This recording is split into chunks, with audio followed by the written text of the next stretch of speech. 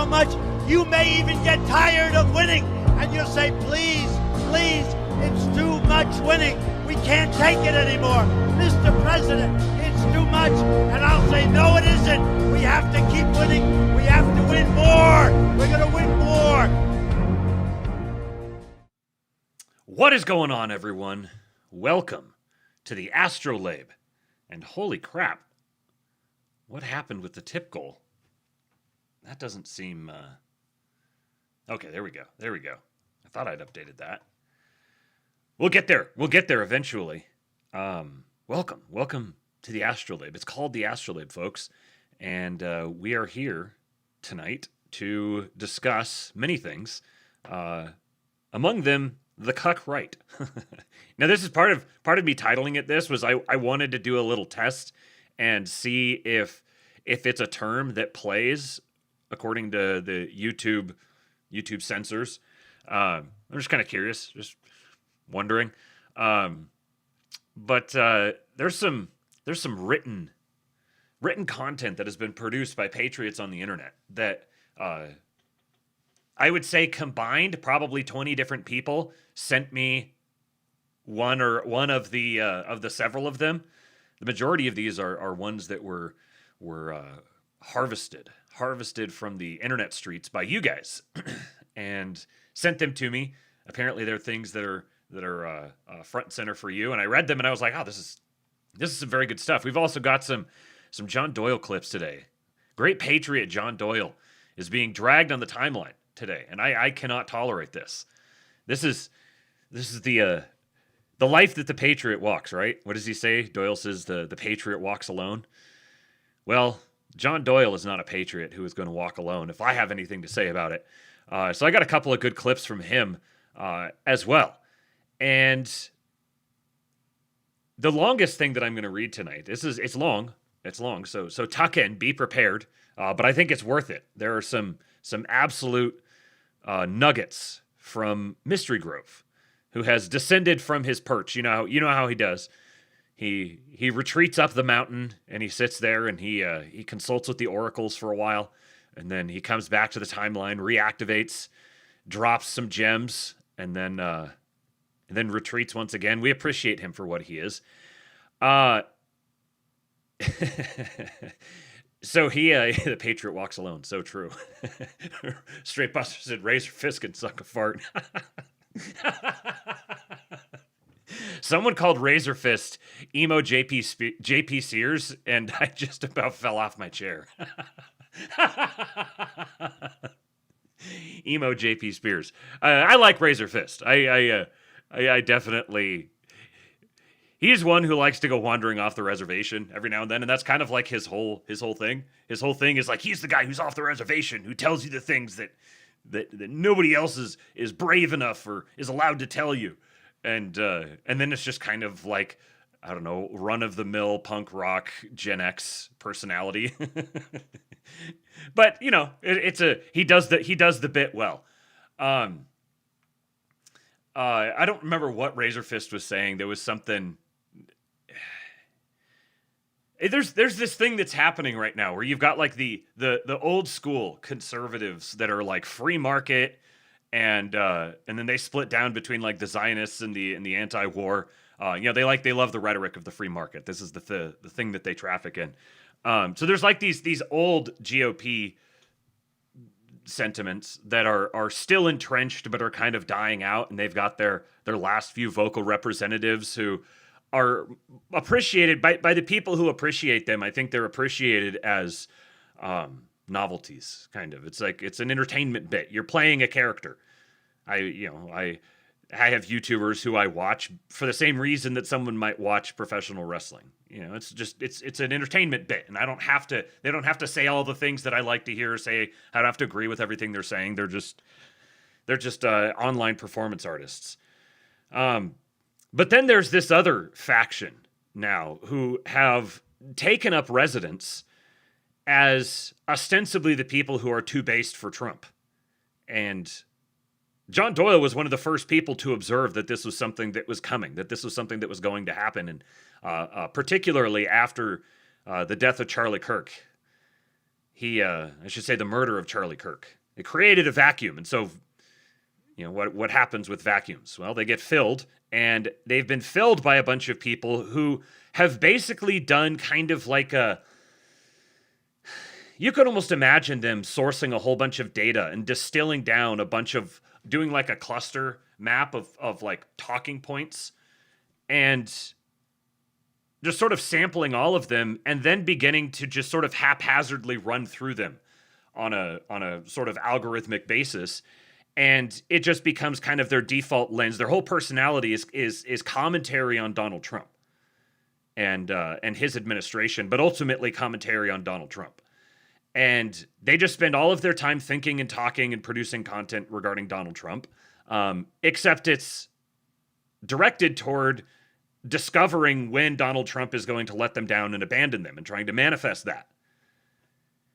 And it kind of really, at this point, it doesn't matter how sincere they are, whether they sincerely believe all the things they're saying or whether they're engaged in an operation of the psychological sort.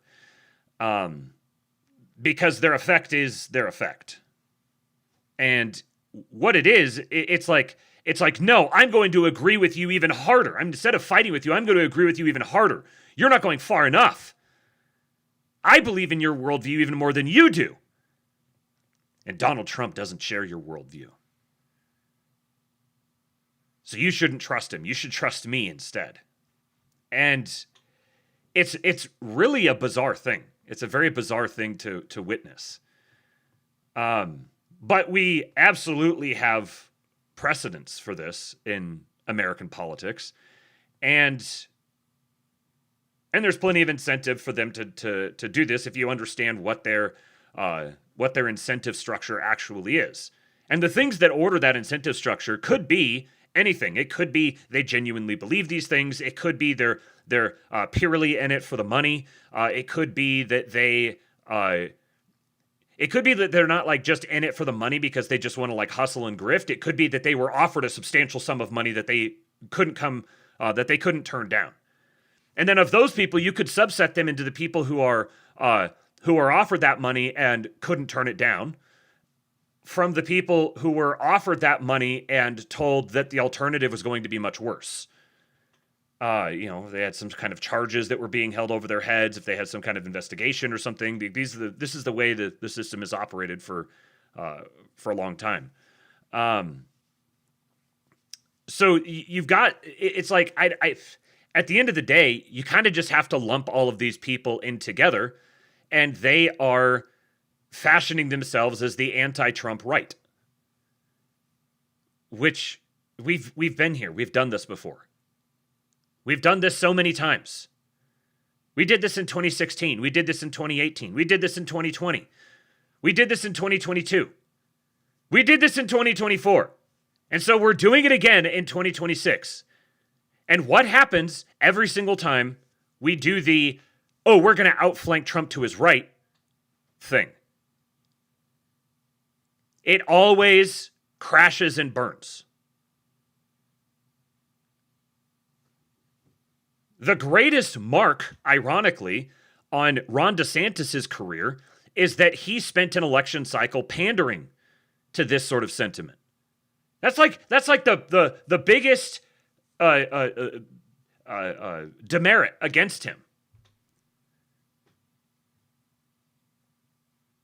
Probably the biggest reason why I would be skeptical of him as an attorney general or a war secretary or anything like that. It looks like the tips. Okay, tips are coming in here. So let me get this switched over. First of all, I got to say happy birthday to It's Damn It Jeremy. Big happy birthday to one of our great local Texas Patriots. And then give me just a sec here. Let's just run through the tips here right now. First of all, from Ozzy Steen, we've got $140.88.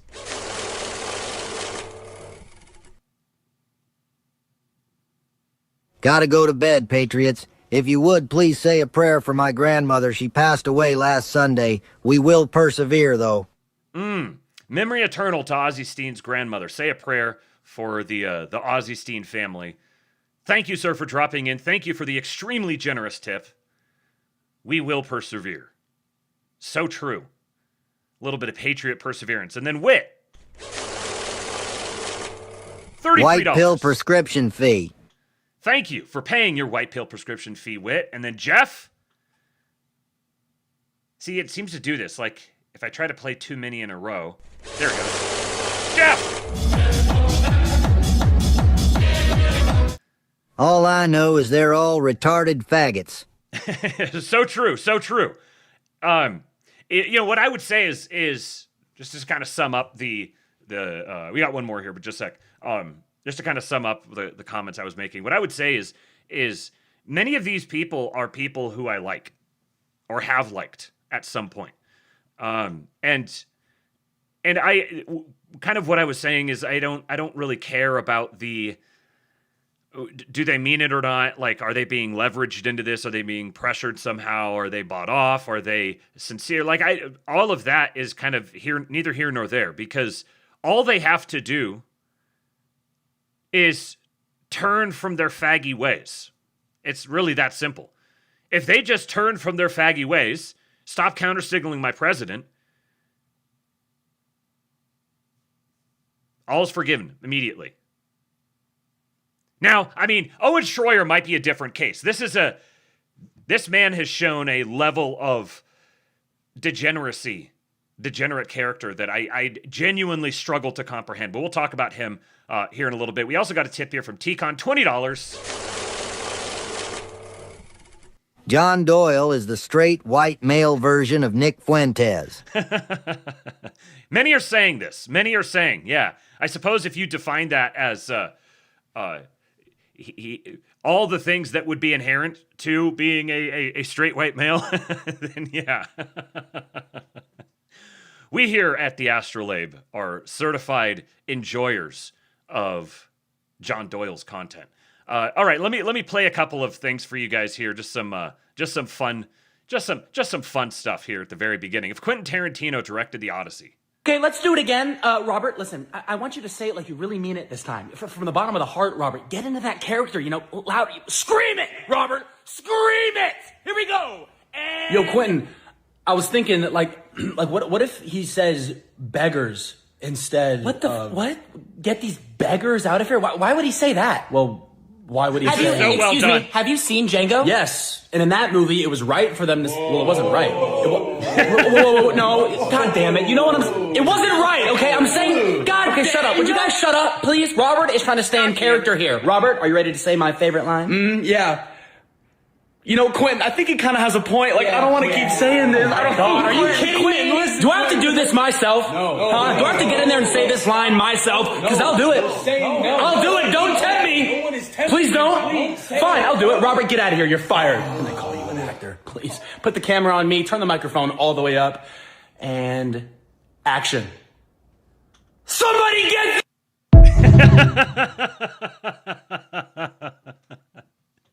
Well played. Well played, Blake Hooker. Very, very good. And then this one here.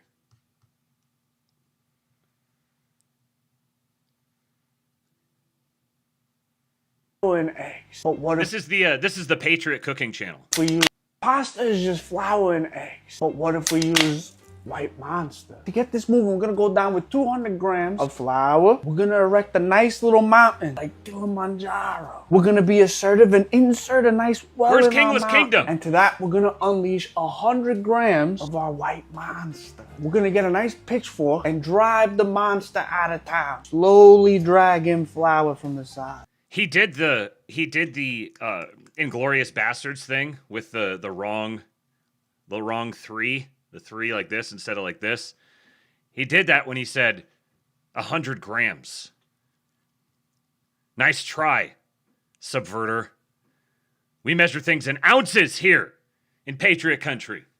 sides. When we got this nice slop consistency, we're gonna Slop. break out our bench scraper and remind ourselves that skiing and White Monster go great together. Once we're looking nice and shaggy, we're gonna tame the monster into a nice ball shape. And to do that, what are we gonna do, Mr. Cameraman? Homogenized? No, come on. Need it like it needs Oh, it. you make me so proud. Take notes, Kingless Kingdom. Roll on our monster containment unit. Wrap it up. Boom. We're gonna let this sit on the counter for 45 minutes and let that gluten rest. Our dough's been nice and rested. In order to make our spaghetti, we're gonna crack her in half and cut her into nice walnut-shaped sizes. That's some great gluten. So let's get to shaping our White Monster. We got our semolina line landing pad, 2 dough turds for the start. We're gonna run it on 4.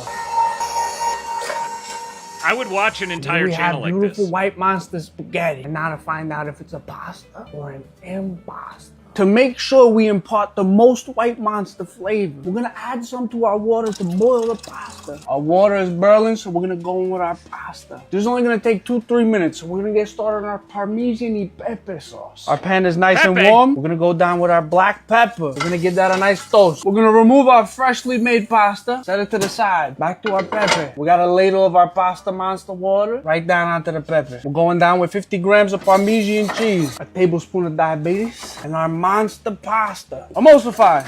Monster Parmesan y pepe. To the plate we go. Go, quick, quick.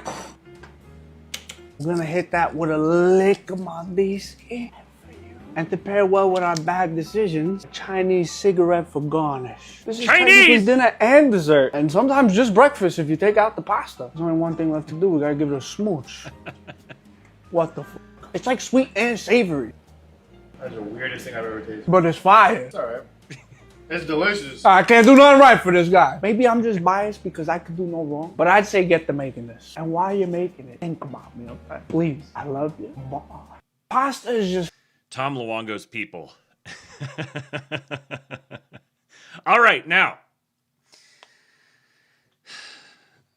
We're about to do something that has never been done before. We're about to unlock power levels heretofore unimagined. We are absolutely going to get the channel demonetized, or get the video demonetized. No question. And here is where I tell you, look at the sacrifices that I make for you guys. See, I'm helpless in this matter. I am obligated. These things were sent to me in confidence. I'm obligated to play them. I have no choice in the matter. So I need you guys to make up for it by going to tips.kingpill.com and paying for this extraordinary, impossible to comprehend content.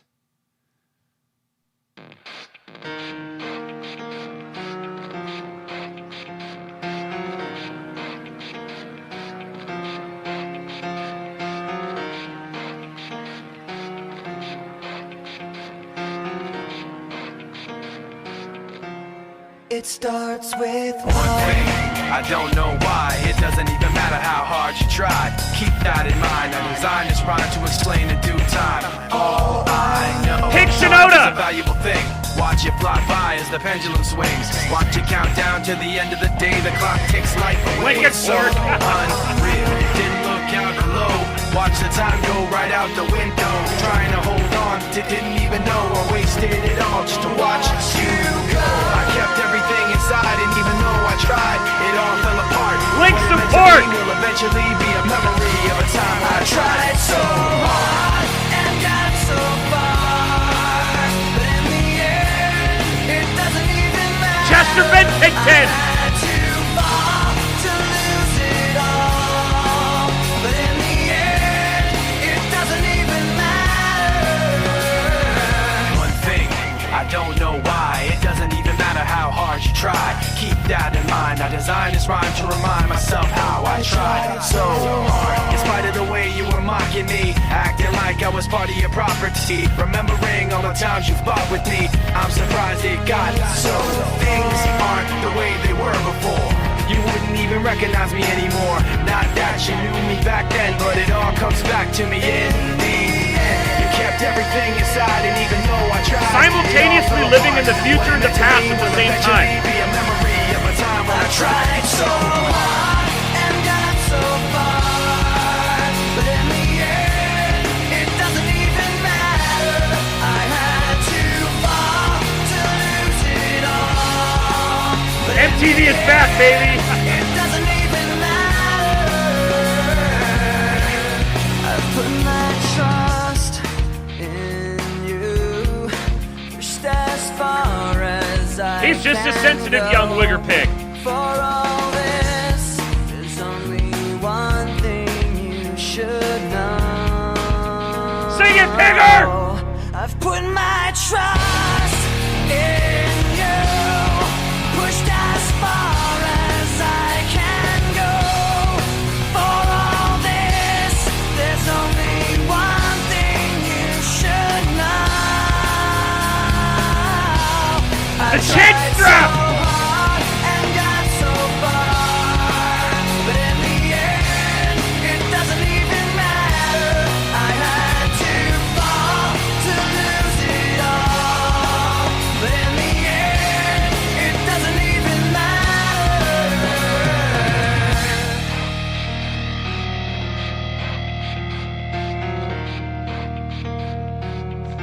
I fried so hard and got some lard.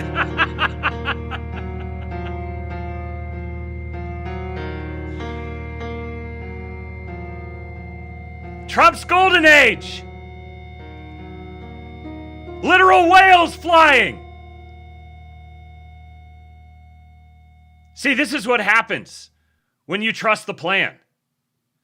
That's not the only one. Hey, yo, Red Cap. What up? Do me a favor. Watch it for me. Don't scratch it. All right, partner. Keep on rolling, baby. Ah! You know what time it is.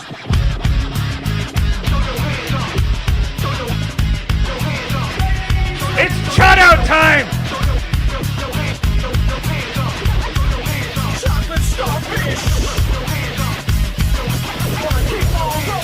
Limp sausage.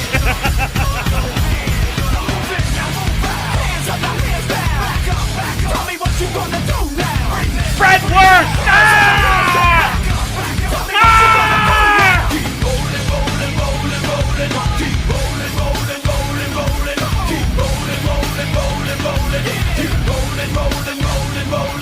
Now I know y'all be loving this right here. L-I-M-P, Biscuit is right here. People in the house put their hands in the air. Cause if you don't care, then we don't care. I haven't said it! 3 times 2 to the 6. Jonesing for your fix of the Limp Biscuit mix. So where the you at, punk? Shut the up and back the up while we this track up.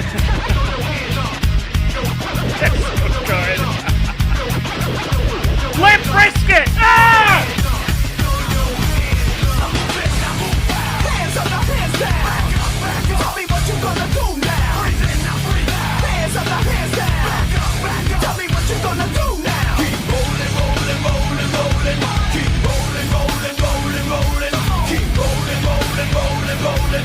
Keep rolling, rolling, rolling, rolling. You don't wanna mess with Limp Biscuit? Yeah, we can't mess with Limp Biscuit. Why? Because we get it on every day and every night. Hear this platinum thing right here? But we're doing it all the time. So you better get some better beats and get some better rhymes. We got the game set, so don't complain. Yeah, 24/7, never begging for a rain check. Old school soldiers blasting out the hot shit. That rock shit and bounce in the mosh pit.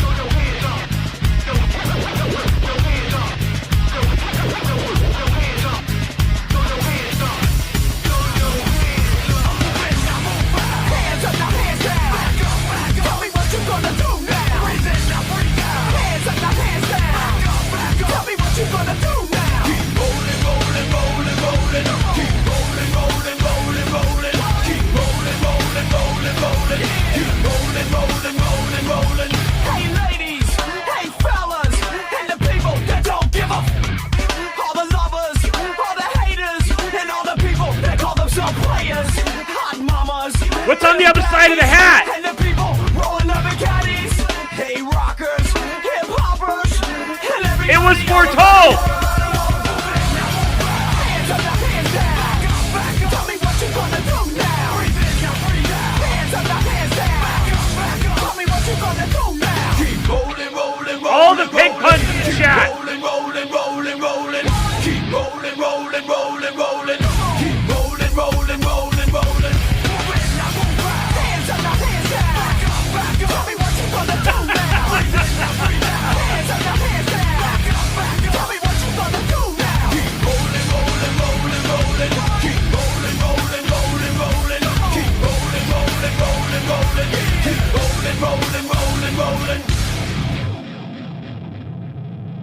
white males way up. White males have gone through the roof. White males way up. Cube __ LOL. That is the account responsible for single-handedly accelerating Trump's golden age. It's like, you know, it says, cover every inch of Earth and data centers. I need more. 22 AI enthusiast stocks tech retard stat maxed out. I'm not kidding. I'm incredibly autistic. You have been warned. I have found my people. Incredible. Incredible things happening. Tikon says, I hope there's an entire channel for this content. Well, Cube __ LOL and the Astrolabe for now. Just incredible. Absolutely incredible. I can't believe I live in a world where I get to experience such great things. Now, as I what's the word? What's the word for like the rubber band effect? What would be the verb as I rubber band you away, I guess? Got a great post here from Riley Verity. I don't know who this is, but this great post earned a follow on the cuck right. Now, people started using this, and I'm like, okay, yeah, I recognize like the insult value of it and everything, but I generally, I probably won't. Like, I've never trafficked in like the woke right thing, either ironically or sincerely. You know, it's just it just screams to me of false dialectics and stuff, and I just don't want to go down that rabbit hole. I don't begrudge anyone else doing it, but I just generally don't. But enough people sent me this, and then other people I respect endorsed it, and I was like, all right, I'm going to read this. And Raymond Harmon says, Wigger Pig version of System is amazing. He did Pig Stem of a Down? Send it to me and I'll play it after I read this, because then I'll be reading some more. It'll give us a little break. But he makes a really, really good point in this article that is something that I haven't thought of in quite this great of detail before. But he takes a close look at how their behavior, and this extends beyond just the most egregious ones. There's a sentiment, just generally speaking, among the online right that's kind of like a beaten wife syndrome. It's loser behavior, really. It's people who are given over to loser think. They're obsessed with the facts, and it's like a manifestation of hypermaterialism, where it's just like this autistic obsession with the facts. Autistic, surprise, surprise, and just is completely ignorant of the metaphysical impact of their behavior. And so after he laid this out for me, when I read this, I realized, okay, actually, I think the cuck right is actually a very good descriptor here. He says, with the recent departure of Nikita Beer from X, I wanted to go over and highlight a destructive trend that has taken over the kinds of content and mindset the right exhibits, of which I can only describe as the cuck right. First, let's look at the kind of content that currently dominates right-wing commentary regarding foreigners, which is almost exclusively a focus on their committing violence and sexual assault. Over the past few months, everyone from Elon Musk to major political figures like Rupert Lowe of Restore Britain, along with massive swaths of accounts on the right, have fixated endlessly on the rape of white women by foreigners and non-whites. They flood the timeline with stats about black-on-white crime, grooming gangs, and worst of all, actual video footage of young men being beaten and young girls being sexually assaulted at the hands of foreigners. The cases of Austin Metcalf, Henry Nowak, and Irina Zarutska, to give an example of a few. And he has some screenshots here illustrating this, talking about the rape of Britain. The front page of the online right has become a perpetual highlight reel of young white men and women getting knocked out, stomped on, and humiliated by brown and black men. Now let's look at the actual mechanics of this content and why it fails. You might naively believe that spreading these gruesome videos will red pill liberals or shock normies into realizing the dangers of mass immigration and demographic shift. You are gravely wrong. The left already knows full well about the violence and dysfunction associated with these groups. They show it through the thousands of dollars they spend every month on real estate, specifically to live as far away from it as possible. Now, this part here, I might quibble with him a little bit on, but this is sort of a sub point on the main point. So, I do think that I understand what he's getting at here. That you have the sort of bougie retiree or older neo-lib sort of person, very, very boomer or Gen X, who do actually, they try to like govern from the suburbs or rule from the suburbs or whatnot. But the actual really ardent left is a huge, in terms of absolute numbers, a lot of them are people who can't afford to try to get away from all of that, but they also don't, they see the violence and dysfunction, but they've been conditioned to not see it. So they do see it, but they're incapable of recognizing it. And so I think he's making his point. So I think he overstates this point a little bit, but it's not key to the overall point. As for normie liberals, their blank slate view of human nature completely filters how they interpret violence. Whenever confronted with crime, they simply blame it on socioeconomic factors, poverty, or systemic inequality. They ain't getting enough EBTs, bruh. And this is kind of what I'm talking about here. Like with normie liberals, they are like this. This is, however, not the view of the far, otherwise known as woke, left. This is an extremely important distinction. If you look at the far left, the woke radical element, they don't hold a blank slate view at all. They use explicitly racial language to frame Europeans as inborn exploiters, natural oppressors, and historic villains.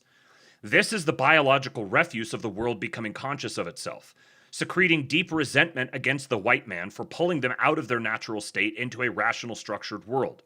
In a word, the white world. They resent the European precisely because he represents the opposite of their preferred mode of existence: decay, matriarchy, stagnation, sloth, and closed-mindedness. They don't misunderstand human nature. They understand their biological enemy completely. As for the white people on the far left, they're like the priest is for the sickly, guiding the third world mass, organizing their latent ressentiment against the West and white men. He uses this collective resentment as a battering ram to dismantle the structures white men greater than him created that he himself could never create. So if this doom posting is useless for changing minds on the left, what about normies? The average normie is politically illiterate and socially terrified. Now, I would say that this here, I think, are these points are kind of in tension with each other. I think if you have a proper understanding of what political literacy is, I think there's the tendency to view the normie's relationship to politics as illiteracy, when it's more like it's not a defect that they have the relationship to politics that they do. It's not a defect that they have a shallow connection to the actual political system and a shallow understanding of it. They shouldn't be consulted on it in the first place. So they're just going to be like, every so often, if you ask them or they're in a situation or they have to vote or something like that, if they find it in them to go vote, then they're just going to be like, oh yeah, that thing that sounds pretty good. That's how the normies should be. The fact that it matters whether or not the normie is politically literate is a condemnation of the white man. That the white man has become so undisciplined and so politically impotent as to allow the influence of normies to matter. So I think it's right for them to be socially terrified. They live in a socially terrifying environment. So I think them being socially terrified is actually them expressing great political literacy. When presented with a calm, well-reasoned argument, he blinks, dismisses it, or nods along just to make you go away. Right, because who cares about a calm, well-reasoned argument if there aren't power structures in place to reliably enforce the conclusions of that calm, well-reasoned argument? Try to jolt him awake by shoving visceral violence in his face, a clip of Irina Zarutska having her throat slit by a black schizophrenic, or Henry Nowak being stabbed with the added spice of police incompetence and accusations of racism, and the normie reacts the exact same way. Total rejection and dismissal. You see, almost no one changes their mind after being presented evidence to the contrary of what they believe. It's not how human psychology works. Most people are wired to hold a specific disposition, and even a harrowing personal tragedy won't flip them. At best, you can only awaken people to what they are already naturally inclined to want to believe, but have been misled to think otherwise. But beware, it's not as simple to just show them. When you show a programmed, otherwise believer a brutal video, he doesn't join your cause. He views you as an unhinged extreme weirdo that the mainstream media warned him about. So if this posting style fails to convert the left and fails to awaken normies, what is its actual effect on the right? Total demoralization. Endless montages of big black fists pummeling on white kids' heads, knocking them out cold to slam their bodies on the hard floor, and stories of white girls having a Muslim mumbling under his breaths, praising Allah, drooling down her back with his hairy brown cock poised to penetrate, does exactly what I've just written here should invoke in you. Extreme disgust and demoralization only a cuck could relish in.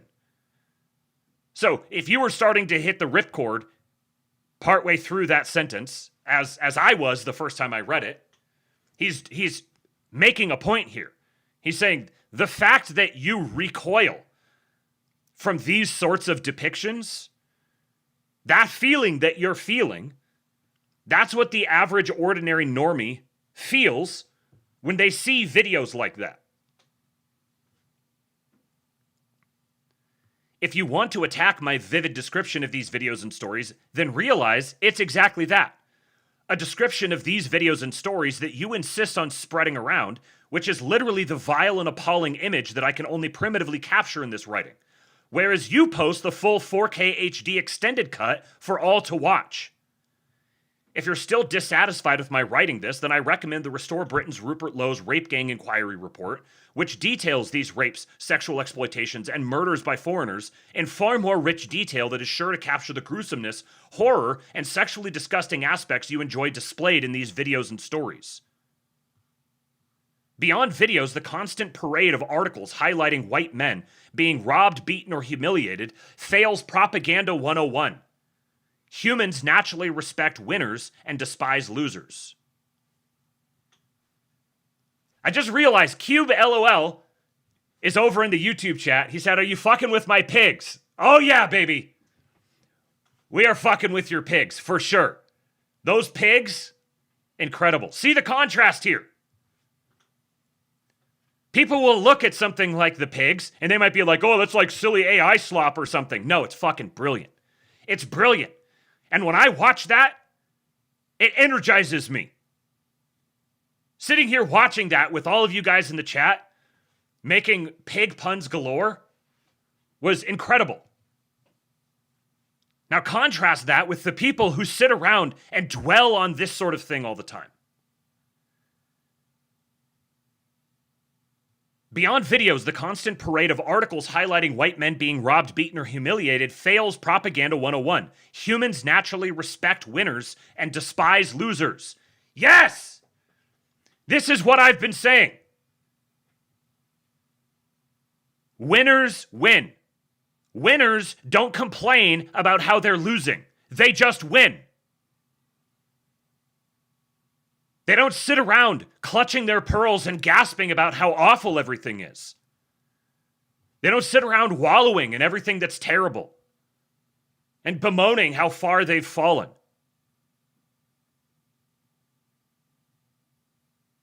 Because when they do that, they are acting like losers, and people despise losers.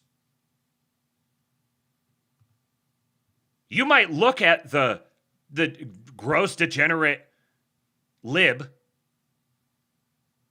and say, ooh, what a loser. Doesn't even have a job. That bitch gets paid to just go out and scream about politics on the street or to go collect ballots to rig elections.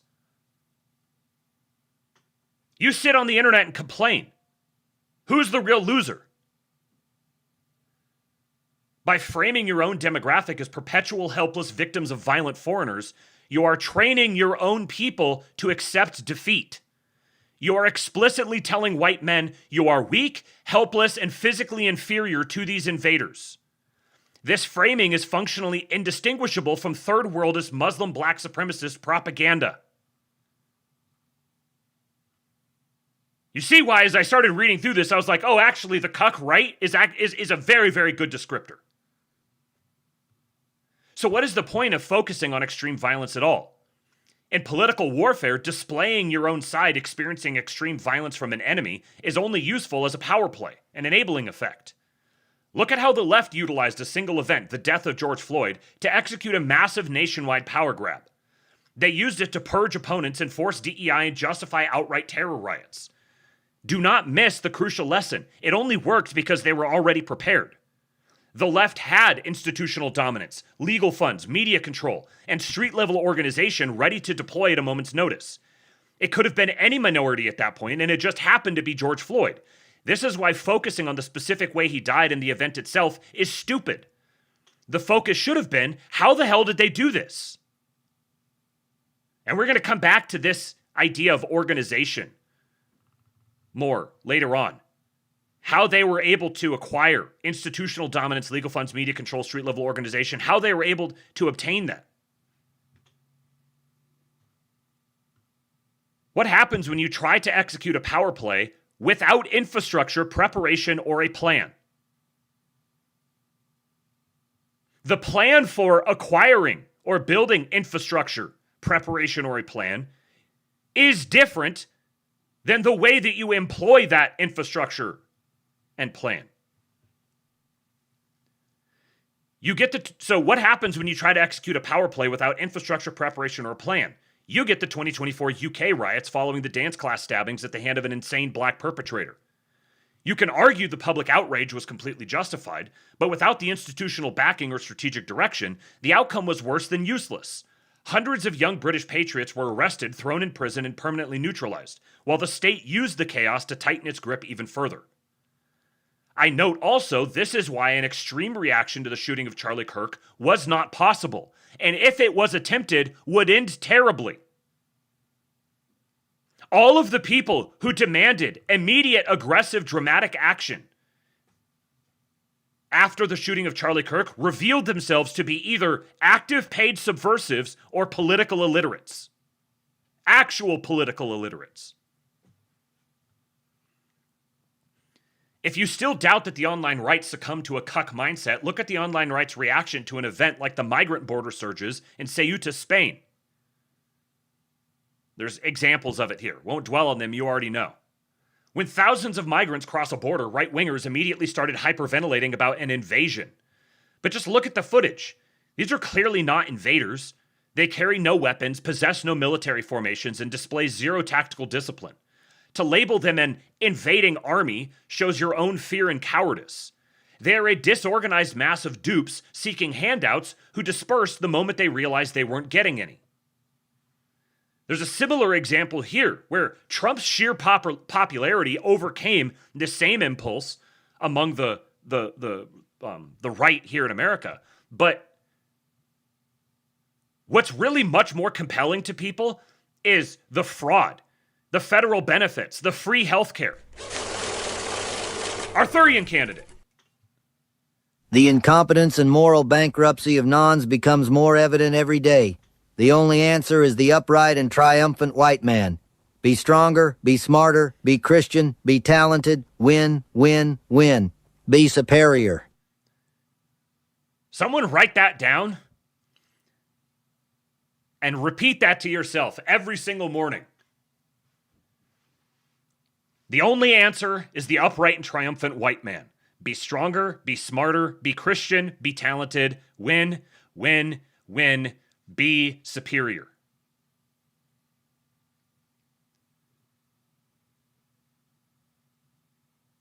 The idea that my health insurance is busted, that my auto insurance is way more expensive, that the hospitals are almost impossible to use, the fact that people from Haiti are being brought here and given debit cards loaded with tens of thousands of dollars to buy cars and jewelry and whatever else they fancy, while I'm struggling to make ends meet, that was the thing that motivated and still motivates the desire for mass deportations.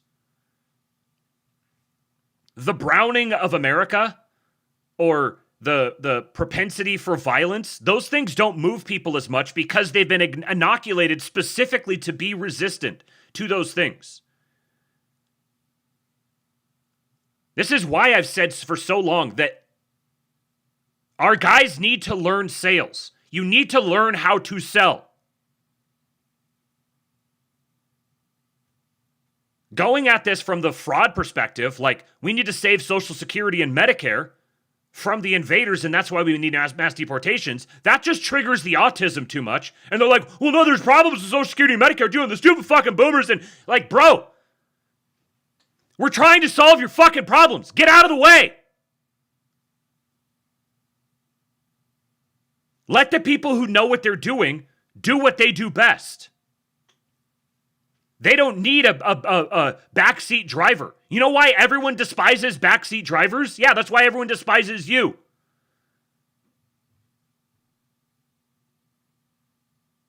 They are a disorganized mass of dupes seeking handouts who dispersed the moment they realized they weren't getting any.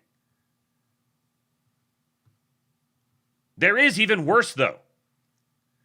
He's got a couple of tweet examples here. The claim that Islam or the Quran is what causes Muslims to target white girls is obviously untrue. People interpret their religious scriptures through a genetic filter. An innately violent and negatively ethnocentric group will use it to justify that disposition. And Spanish women when the Moroccans arrive. Can it get any weirder and more cucked than this? The idea that foreign groups are biologically destined to conquer your women while you watch helplessly is the most explicitly cuckolded narrative ever produced by a political movement. I'm going to say that once again. The idea that foreign groups are biologically destined to conquer your women while you watch helplessly is the most explicitly cuckolded narrative ever produced by a political movement. It is astonishing the left hasn't exploited this embarrassing insecurity even more. Nothing destroyed the left faster than letting their movement become defined by weird sexual fetishes and personal neuroses. And the right is currently running headfirst into the exact same trap. He said extremely stupid and cucked to present your enemies as military-aged fighting men. Zero understanding of female psychology or even basic propaganda. Always present your enemy as a weak, pathetic, grotesque mass. A threat only because of sheer suffocating numbers. This would be obvious if you knew how to sell.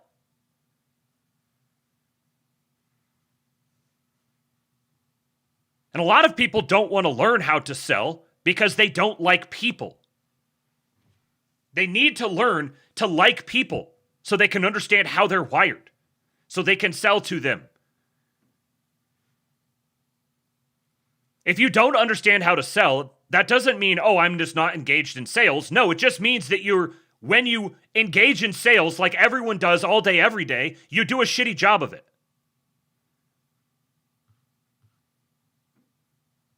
Black violent behavior is a product of social engineering, economic conditions, and difficulty functioning in higher society. They are not naturally inclined to violent or predatory behavior. To characterize black people as naturally aggressive, predatory, and volatile is false, as those traits actually describe the restless energy of conquering Aryan warriors. In reality, black people are naturally docile, reactive, behaviorally malleable, and directionless. How the right should present its enemies and itself. The way you present your enemies must generate contempt, mockery, and dismissal. Never panic or awe. Never portray political opponents or rival demographics as unstoppable, terrifying monsters. Frame them as absurd, ridiculous, and incompetent. Libs of TikTok became a massive political force precisely because it simply posts unedited footage of leftists acting insane, letting their own absurdity expose themselves and lower their status. Compare that to how the right frames foreigners like Muslims or black people. Military-aged fighting men. Physically dominant, explosive streets violence, and hardened conquerors. This instills fear and helplessness in your own side while elevating the enemy to a highly capable physical force that they are very much undeserving of.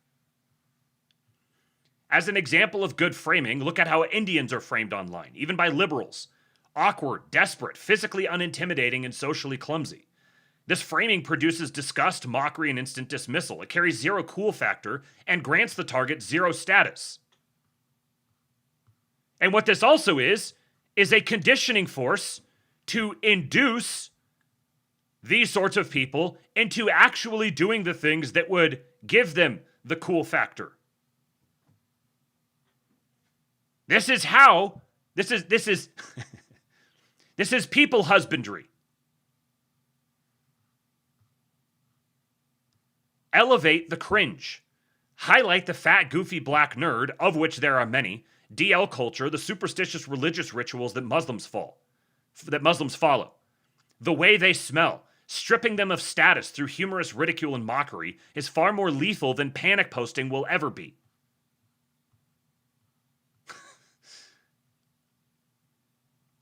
An aside on conspiratards. Because the left controls mainstream media and academia, the right cannot afford to lie, exaggerate, or post insane conspiracies. You will be immediately exposed as a liar. Instead of occupying the position of a sharp, enlightened outsider, opening people's eyes to the lies of the village, you become the annoying, unhinged hermit muttering from a hut in the swamp on the outskirts of town. Best description ever. Yes. We got a lot of guys who think they're occupying this archetype, this sharp, enlightened outsider, opening people's eyes to the lies of the village. But actually, they're just the annoying, unhinged hermit muttering from a hut in the swamp on the outskirts of town. The Rumble streamer. Yeah. An aspirational image. People do not join political movements out of pity, self-flagellation, or shared despair. They are drawn to vitality, competence, aesthetic beauty, and tangible success. Today, more than ever, in our spiritually empty time, young people desperately need a clear, realistic path to tangible material success. You can lay out an airtight case for your own moral superiority and detail the complete degradation of your enemies with surgical precision, and it still won't mean a damn thing if the other side will give them real improvements to their life. Increasingly, young people don't want to lecture on who is evil. They want to know who you are putting in their hands. They want to know what you are putting in their hands. Many are aware of the absolute depravedness of the modern left, but also of conservatives and olds who not only don't care about the youth's financial problems, but actively beat down on them for being concerned about it. The goal with this article is to purge this defeatist culture among the right, not to transform the timeline into a bleak, hyper-politicized war room. These strategic observations are meant as advice, not a call to enforce rigid party line propaganda en masse. Online spaces should remain dynamic, funny, and entertaining. Putting the platform on a permanent, humorless wartime footing would simply recreate the same stifling, neurotic culture we despise on the left. Yes! Putting the platform on a permanent, humorless wartime footing. What a bar! It just recreates the same stifling, neurotic culture we despise on the left.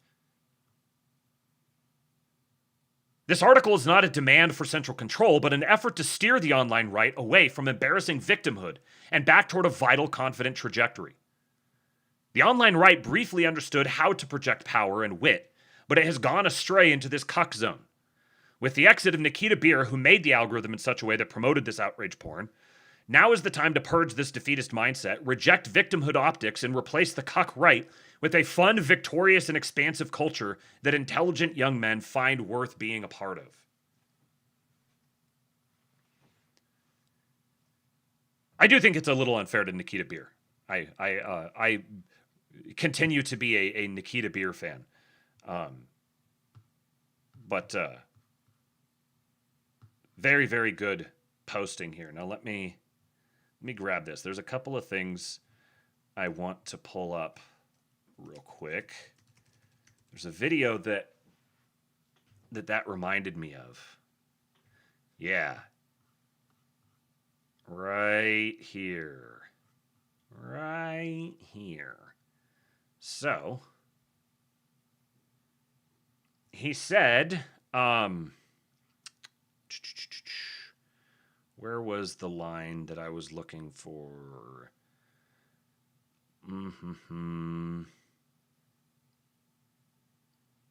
Increasingly, young people don't want a lecture on who is evil. They want to know what you are putting in their hands. This video is from today, JD Vance. Or answer to that young person. You know, our answer, Will, and this is the exact right question to ask, because our response to socialism, which is a dangerous and destructive ideology, it's been tried in the past and failed, our response to that can't be just to ignore the economic concerns that I think are feeding this rising interest in socialism. And I guess I would say to that young person that you as an American citizen deserve to have a good life in this country, and you deserve to have a government that is making it easier for you to start a family, for you to afford to get a good education, for you to have a good job, for you to afford a home. And what I would also say is that whilst these things sometimes take a little bit of time, we are already seeing the positive results come from the president's economic policies. We're seeing trillions of dollars of new investment into this country, which means good middle-class jobs for young people, middle-income people all across our country. We're seeing housing prices finally stabilize. They doubled during the Biden administration. They have finally kind of flatlined during the first year and a half of the Trump administration. We also want to get interest rates down, of course, so that young people can afford a home.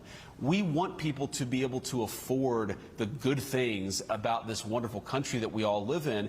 And my warning to my fellow Republicans, Will, would be if we don't get this right, don't blame young people for being sympathetic to socialism. We've got to blame ourselves. And I think what is so unique and refreshing about Donald Trump's economic policies is that it's not the same old economic ideas that you would have heard 30, 40 years ago. He's talking about rebuilding our industrial base, rebuilding the heartland, making our streets safer, making it possible for young people to afford to buy a home. This is how you stop socialism. You don't stop socialism by throwing slogans at people about the free market. As much as I love the free market, you stop socialism by making people's lives better. And that's what we're trying to do every single day.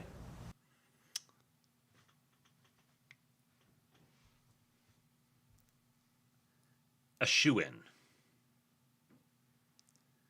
That last line there. No, I didn't write it here. It was, here, let me just play it again. How you stop socialism. You don't stop socialism by throwing slogans at people about the free market. As much as I love the free market, you stop socialism by making people's lives better. And that's what you stop socialism by making people's lives better. Yes, he is so good at this. Call him Rock! I'm behind because Xfinity wants me to commit war crimes. Also, come to the Baltimore area. I will teach you to sell. Yeah, there you go. Right there. Young Chud, if you're feeling directionless, aimless, ready to just, I don't know, pull up roots, or maybe you don't want to pull up roots. Maybe you feel like you're stuck where you're at. You can't leave. Maybe you need to leave. Maybe you need to leave. And you need to go to the Baltimore area and hit up Kalamrosh, and you need to learn how to sell. I can vouch for the man. I have shared alcohol with him in person. We drank from the same glass, shared a straw. He is a patriot. He has been confirmed. You don't have to be fearful about me. You don't have to be fearful about meeting a strange man online. When you get hooked up with Kalamrosh, he's going to treat you right. You will learn things you have never learned before. Great and powerful skills that will take you far in life.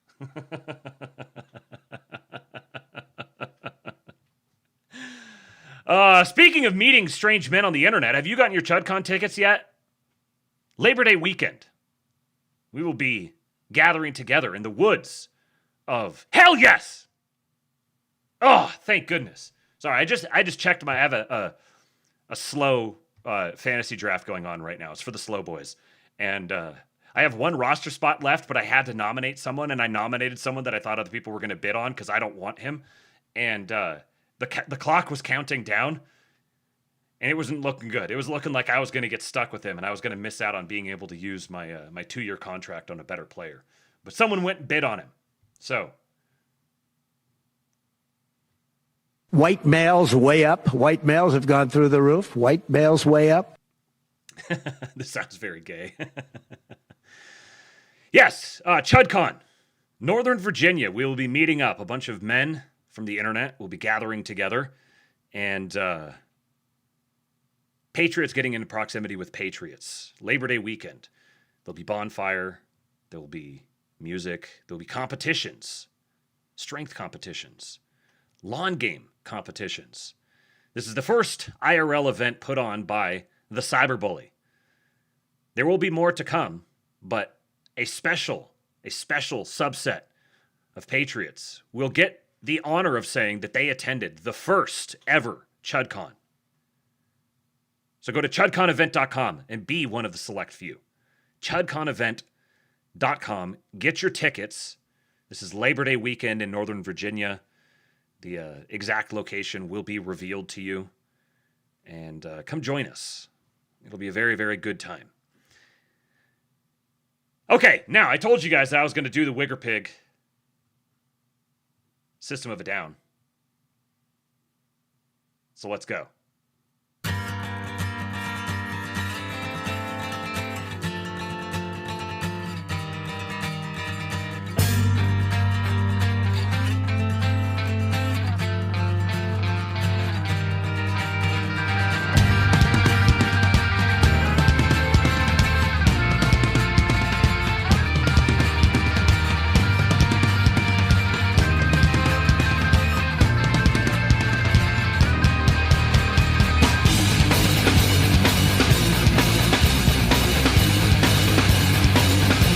Pork chop suey.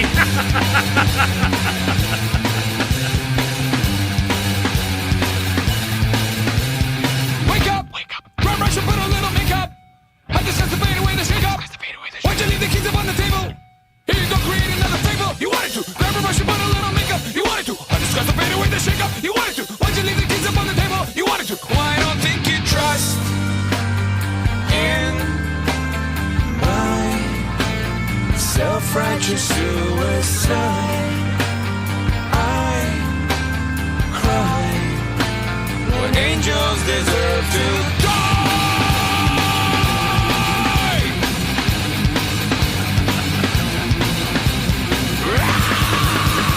Wake up! Grab brush and put a little makeup. I discussed the fade away. Why'd you leave the keys upon the table? Here you go, create another fable. You wanted to. Grab a brush and put a little makeup. You wanted to. I discussed the fade away the shake up. You wanted to. Why'd you leave the keys upon the table? You wanted to. Well, I don't think you trust in all the Wigger Pigs! my self-righteous suicide. I cry when angels deserve to die. In my self-righteous suicide, I cry when angels deserve to Lurch is here!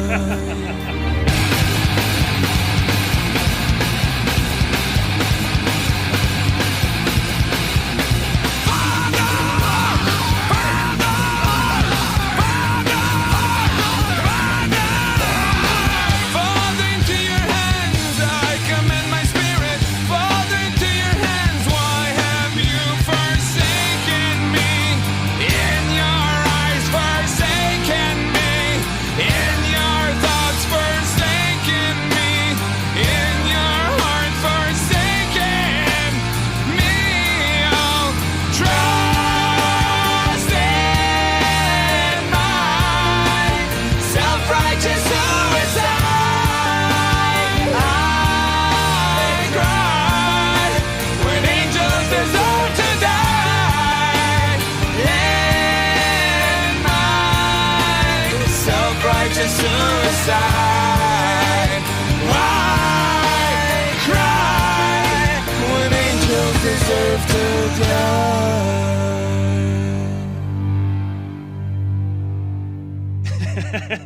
Jeff, she says, Muslims hate this new trend. We're Muslim proofing ourselves. Once again, a huge shout out to Cube LOL. Cube __ LOL. Make sure you get both underscores on X. Incredible content. Now, John Carter here says it's very common to hear we need to get organized or we need action, not words. But what precisely does this mean? What kind of action? What would actually be effective against the distributed miasma of woke? Legal action? Slow, uncertain, and they own the courts. Vote harder? Sure, that's an uphill battle, and 9 times out of 10, elected representatives will be ineffectual, straight up treasonous. Even when they're legit, the permanent bureaucracy digs in its heels, and politicians can't actually do much about the parasite institutions that form the real power base. Boycotts? LOL, they don't care about losing money, they'll just help themselves to more of yours by other means. Protests? Marches? Petitions? Again, they don't care. Violence? Cut off one head, another replaces it. It's not like you can hurt woke by removing its talent, it is the coalition of the talentless. Parallel institutions? Brother, you're not going to save civilization with one based university. It's not my intention to blackpill, it is simply that this is a hard problem that requires creative solutions. Everyone tacitly understands this, which is why there is very little actual action. Now, I read this because of what I'm going to read next. This, I think, is an attempt to express, let's say, the black-pilled case while trying to do it good faith and reasonably. I think I'll give John Carter that. I think that that's the case. Grape Ape here, who I have never heard of, but I'm going to be following now, says, quote, "We need actions, not words. This has always been the wrong mindset. Organized political action is preceded by the widespread perception of social consensus. If you don't have such a consensus, your actions will be dismissed as LARPing or insanity. You will be cringe, and whatever political program you are advocating for will suffer loss of support. So you need social consensus first, or, more accurately, the widespread perception of social consensus. You need enough people to think the most socially acceptable position is to believe this. The key is you don't need everyone to do this. Most humans don't actually hold independent beliefs. They don't have a strict moral framework or perform some rigorous analysis of facts to determine, is this good or is this true? They just want to fit in with the group. More than anything else in the world, they want to be socially accepted. So you just need enough people to cause a preference cascade. Enough people to form an obvious we. Your cadre of people capable of actual political philosophy is never going to be enough. So you need to convince some normies to join you. You do this through media. Not by appealing to their thoughts and beliefs. Again, they don't have any. You do it by appealing to their existential need to fit into a group. You use media to give the appearance that your group is far larger and more popular than it actually is, and that competing groups are smaller and full of social rejects and pariahs. Once again, sales! You have to be able to sell yourself, and constantly portraying yourself as a small, marginalized, oppressed minority is not good sales. The left, for the last century at least, have been masters of this process. They realized that within the framework of democratic governments, control of media organs was effectively control of the government itself. So they've been utterly ruthless in ensuring that only leftists are able to hold sway within media. They've achieved such a level of dominance that every actor, every singer, every athlete, every writer, every newscaster is terrified of ever saying something outside the leftist orthodox, lest they be destroyed. So attempting to use traditional media for right-wing purposes is a fool's errand. Leftists will immediately recognize what you're doing as they pioneered and mastered the process and use their institutional power to annihilate you. Don't fight them on their own terms. Now, as with every rule, there are exceptions to this. There are certain characters who are good at using traditional media for right-wing purposes. Namely, a fine gentleman named Donald John Trump. Have you heard of him? Thankfully, we have the internet, which, for the time being at least, is not wholly institutionally captured by the left. Moreover, we have virally transmitted media, i.e. memes, which are philosophically anathema to the left. The viral transmissibility of memes requires a kernel of truth, and leftist ideology requires a carefully constructed denial of reality. Presenting the world as it is simply not how leftists communicate. Hence why right-wing memes typically have few, often no words at all, and leftist memes typically have multiple paragraphs in order to construct an anti-reality framework through which the audience is meant to view them. Through A, an open internet, and B, mimetic communication, the right has been able to drastically shift the Overton window in the past approximately 10 years. First, creating the perception that they were numerous and popular, and then actually becoming numerous and popular via preference cascade. With such a social consensus in hand, they were able to gain more control over the levers of government than any other time in living memory. Now their words are becoming action, government action. There is, unfortunately, a lot of inertia in the system. You cannot undo a century of unchallenged leftist dominance that easily. However, if the right can stop pruning out and cutting their dicks off every time they face a setback, then we can expand our social consensus, gain even more control of government, and start entrenching our people and preferences into the institutions of our society. Honestly, most of the problems we face now is that since the margins in the House and Senate are so razor thin, from a game theory perspective, the reward for defectors is maximized. A single spoiler vote can prevent any bill from passing, so every member of Congress has the leverage necessary to make maximal demands or merely burn everything down out of personal spite. If the margins were expanded, then they'd lose that leverage as well as the ability to act like such shitheads. And this is why I say, if you hate Republicans, you are obligated to vote for them. Expand those margins and their behavior will change. They are easy to program. We're extraordinarily blessed that we have such pathetic opponents, such powerful tools at our disposal, and such a clear, easily communicable message to deliver, with such a vast number of sheep who are just looking for someone to shepherd them. If we can just get out of our own way.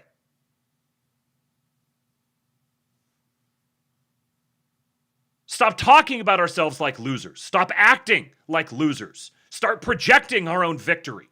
Forecast our victory. Prophesy it. Describe it. Explain what it will look like. Begin experiencing it now. If you want an illustration of this effect, go down to the downtown of your city in the middle of the day. Walk out on the sidewalk and then stand there and look up. And just stay there. Just look up. Act like you're watching something. Oh. Keep looking at it. You know what's going to happen? A crowd is going to form around you of people looking up, trying to figure out what you're looking at. Who cares what you're looking at? But there, you just captured a bunch of human attention. What are you going to do with it? Are you then going to say, hey, I've gathered you all here together today to let you know that I'm a fucking loser and I have cuck fantasies about my entire genetic line being eliminated? I hate every single day that I wake up, but I think that you should trust in me to rewire your society for you.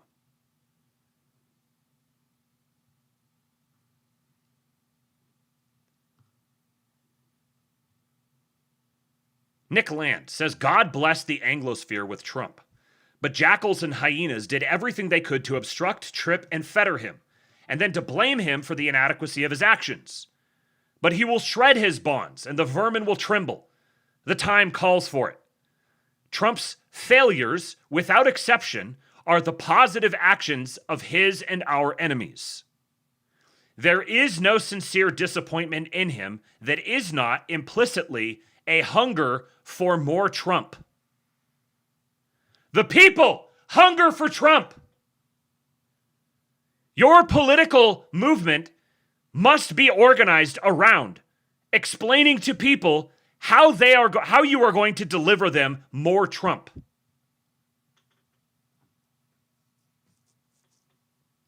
Never would have thought that Nick Land would be one of the arch truthsters. But I love living in this world. Of course, he's quote tweeting, this thread here was posted by the great patriot Samuel Kimzey. You should go follow him as well. Samuel M. Kimzey, Kimzey, a recent powerful mutual. He screenshotted this at Evergreen, quote tweeting Tucker Carlson, saying, MAGA was betrayed. We all were. It's time for a new path forward. So, the basis of your political message is, my wife cheated on me. My wife cheated on me. Will you be the new love of my life?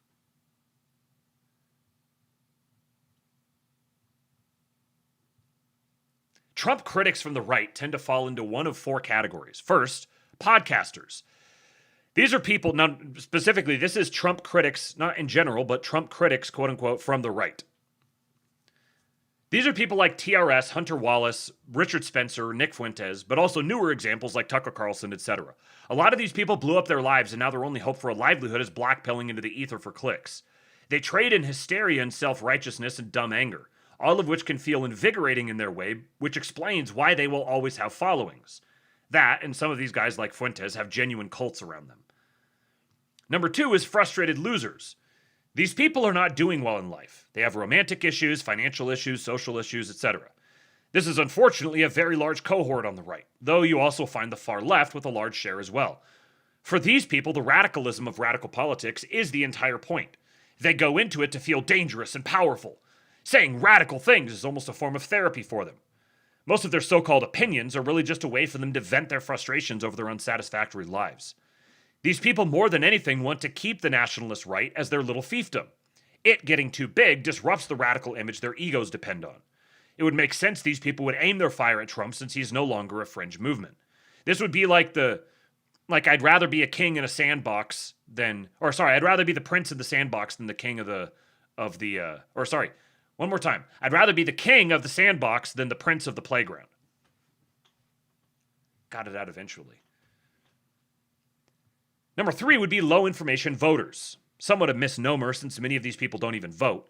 This was a euphemism coined by political strategists in the 90s, essentially meant to describe someone who doesn't really follow politics, which is actually a lot of people on this scene these days. These can be smart people in other spheres, but they don't really follow politics or have any interest in government. This is why I think we've spent the last almost 2 years now on the Astrolabe, regularly going through all the things that the administration is doing. So many things, but a lot of them are kind of procedural, wonky, or politically or legally novel. And they require the ability to stay focused and track these sorts of things as they come through. The majority of people, especially if you're some guy with a big audience that has like a lot of media appearances you got to do and you got a busy schedule and people always trying to talk to you, you're not going to stay tracking the day-to-day stuff. You're pretty much just going to start being informed by headlines and, YouTube shorts. So they're not actually engaging in politics. They may or may not even vote, but they're gonna do hours-long streams and tweet constantly and constantly be picking fights about this thing or that thing. Because for them, it's become just like a job and a hobby, and they're not really all that into the whole process or the facts on the ground. They're just driving their narrative to make a buck. These can be smart people in other spheres, but they don't really follow politics or have any interest in government. Many first got into this in 2016, or perhaps even later during COVID. They have strong opinions on politics, but mostly in the sense people do over NFL teams or Warhammer 40k lore. It's a fandom for them, mere entertainment. These people tend to be big podcast enthusiasts and don't read much. Many tend to be Zoomers, though they can, of course, be of any age or demographic cohort. And then finally, you have the extreme eccentrics. These people may be well-read, often extremely so, but they also tend to be idiosyncratic personalities, often dreamy and mercurial. They're often interesting to talk to and fun to hang out with, but on some level, they're not living in the same reality as the rest of us, nor do they have any desire to do so. This is a rather small portion of the total and is the only class listed here which deserves any sort of respect, as they tend to be our artists and sages. Very strongly agree with this. And I think there's actually a lot of the old heads among the so-called dissident right. I think they probably fall into this category. The ones who have, they were well-known names within dissident right lore, and now they've kind of just spent all of their time just falling into deeper and deeper depths of despair about the world around them. I think they fall into this category. that they're just idiosyncratic personalities. They're dreamy, they're mercurial, very interesting, very, very well read. But really, these are the kind of the mumbling hermit on the fringe of the camp. And that guy's cool. You want to have that guy. You want to be able to go talk to him and hear what he has to say and take some of it, leave some of it. They're good guys to have around, but they also need to be treated as the extreme eccentrics who live out on the fringe. They cannot be mainstreamed.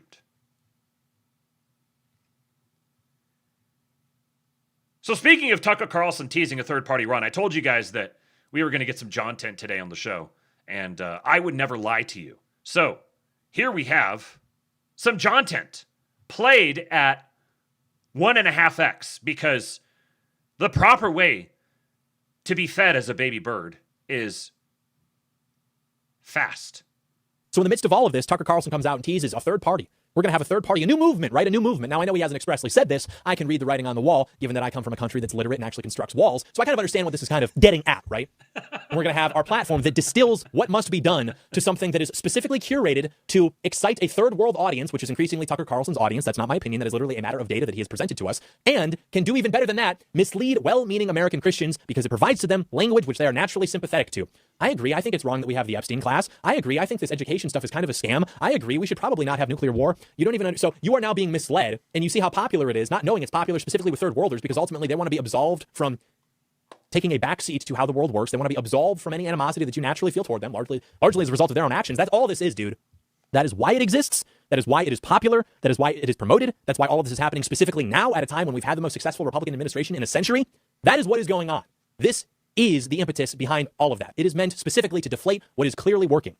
I don't like that. I think it is subversive. I know it's subversive because I'm literate. So I have no patience for it. I know that people were mad at me because they read 10 words and it reminded them of reading values on their kindergarten classroom wall. But there's something else going on. Call it an op, a kind of op in a psychologically concerned sense. They're calling it a truc.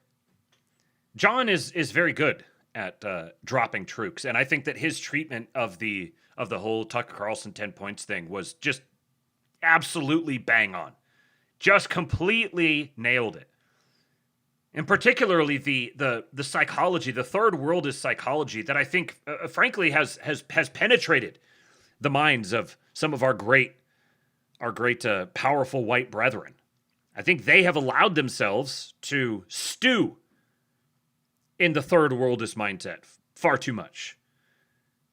So go listen to this episode where John talks about he responds to Tucker Carlson. It was not the most recent one. It was his second most recent or third most recent one. Go watch that one. But I've got more John Tent for you. This one is his second most recent episode, episode 100, where he talks about this particular character right here. This guy. Now, this guy, so this guy here, I keep wanting to bend over backwards for him. And you know what? I am a loyal fellow, so I will, I won't close that door. This guy here, I kind of just try not to talk about him because he bums me out. And then I just put them in there because just needed some other faces. But this guy right here,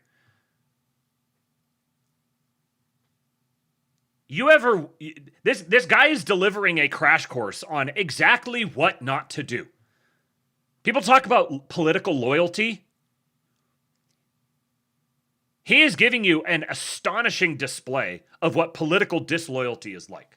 Now, if this is the job that he's been given, he got the call. He got the call from Trump. Trump was like, "Hey, Owen, I'm going to need you to tune out, buddy. This is the payment. You're going to have to tune out. I need you for something."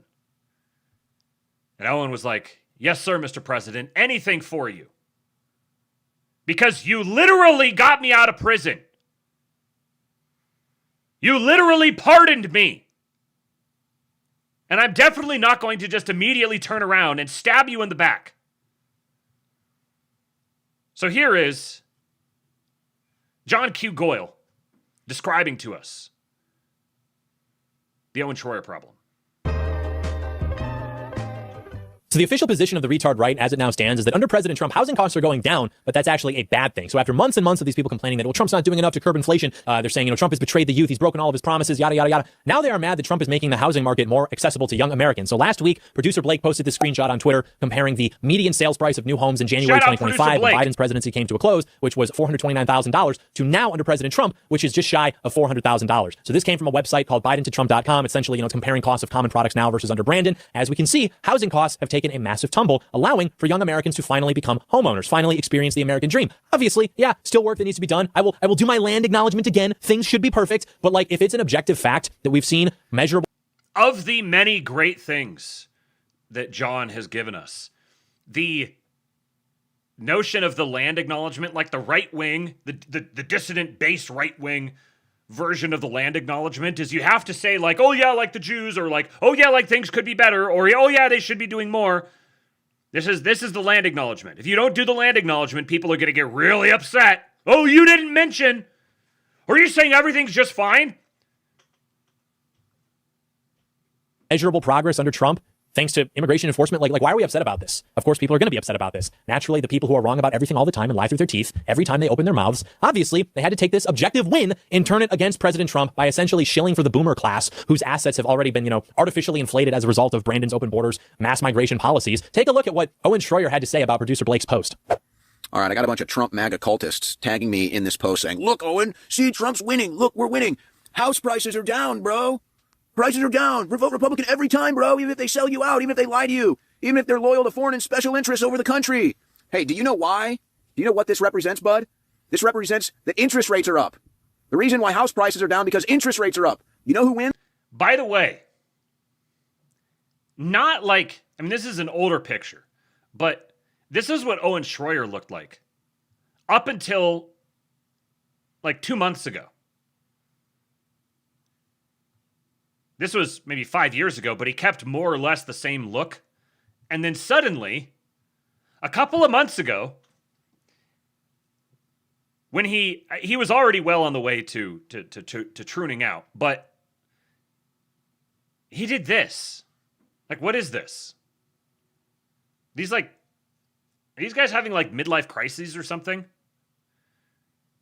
If you don't know who Owen Schroyer was, he was with InfoWars for a long time. And he was there at January 6th, and he was sent to prison. I think he spent time in solitary confinement, too. And then Trump pardoned him. And here's where he's at now. Who wins when interest rates are up? The bank. We're losing. This means that people that own a home are now going into the negative equity for the first time in decades. That's what this represents. The interest rates are high. Nobody can afford a home. The price is going down because nobody can afford it, and homeowners are losing. God, you people are stupid. How much of interest rates? Now, before John replies, I just say a key part of this, and we're going to talk about this in just a minute when I get to the Misrigove article, but you set these like impossible to attain standards where interest rates have to go down and housing prices have to come down. Can you explain to me how you accomplish that? How do you accomplish bringing down interest rates and bringing down housing prices? Anybody who knows anything would know that this is just absurd. This is someone who is playing a character whose responsibility is to frame everything as Trump bad. This is someone playing the character of Trump derangement syndrome, where it's just Trump's bad, and so we just say things about it. You can't bring down interest rates and bring down housing prices.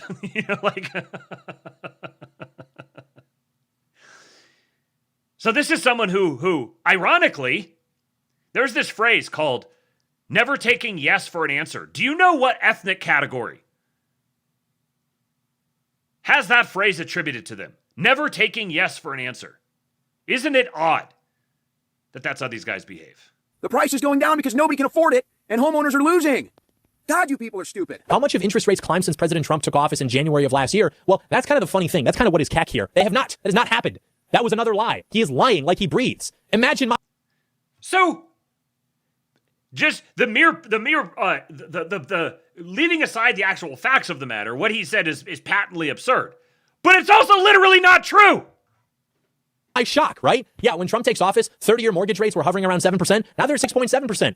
They did drop down, I think, to the 6 range earlier in the presidency. They've risen back again, but still, they are lower than when Trump first took office. So if it's not interest rates, then what is actually causing these housing costs to drop? Well, if you've been paying attention, it's actually pretty obvious. Deportations. Trump sealing the border completely and focusing his efforts on interior deportations. That has brought the cost of living down for Americans, just as we said it would. If it's not the mortgages, it's rent prices. They're down in major cities across the country. It obviously has to do with restrictions on the H-1B visa program. Remember that story we covered months ago about Frisco, Texas?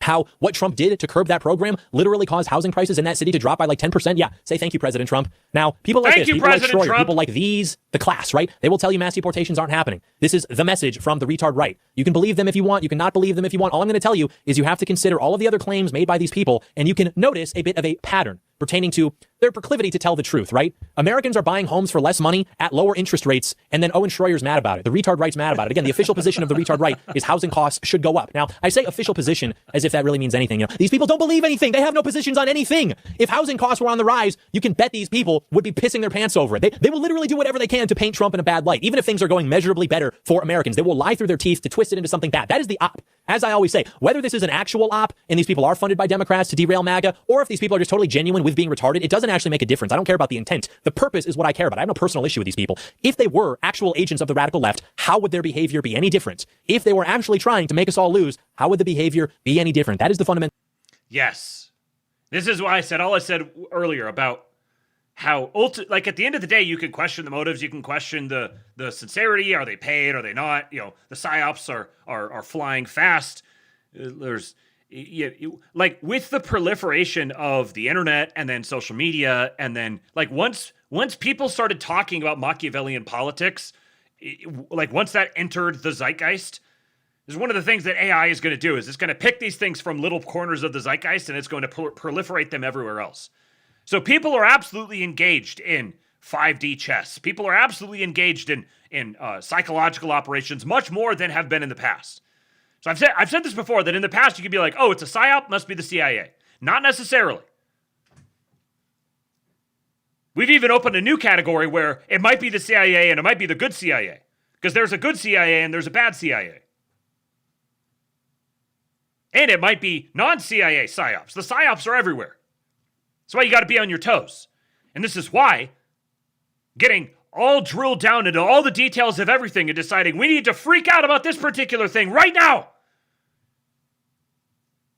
has no utility anymore. You need to focus. The time is now to lock in. We have one goal right now in the political realm. Midterms. The only acceptable outcome is increased majorities in the House and the Senate for Donald Trump. So we can get more of all of the good things he's done that aren't enough because we want more.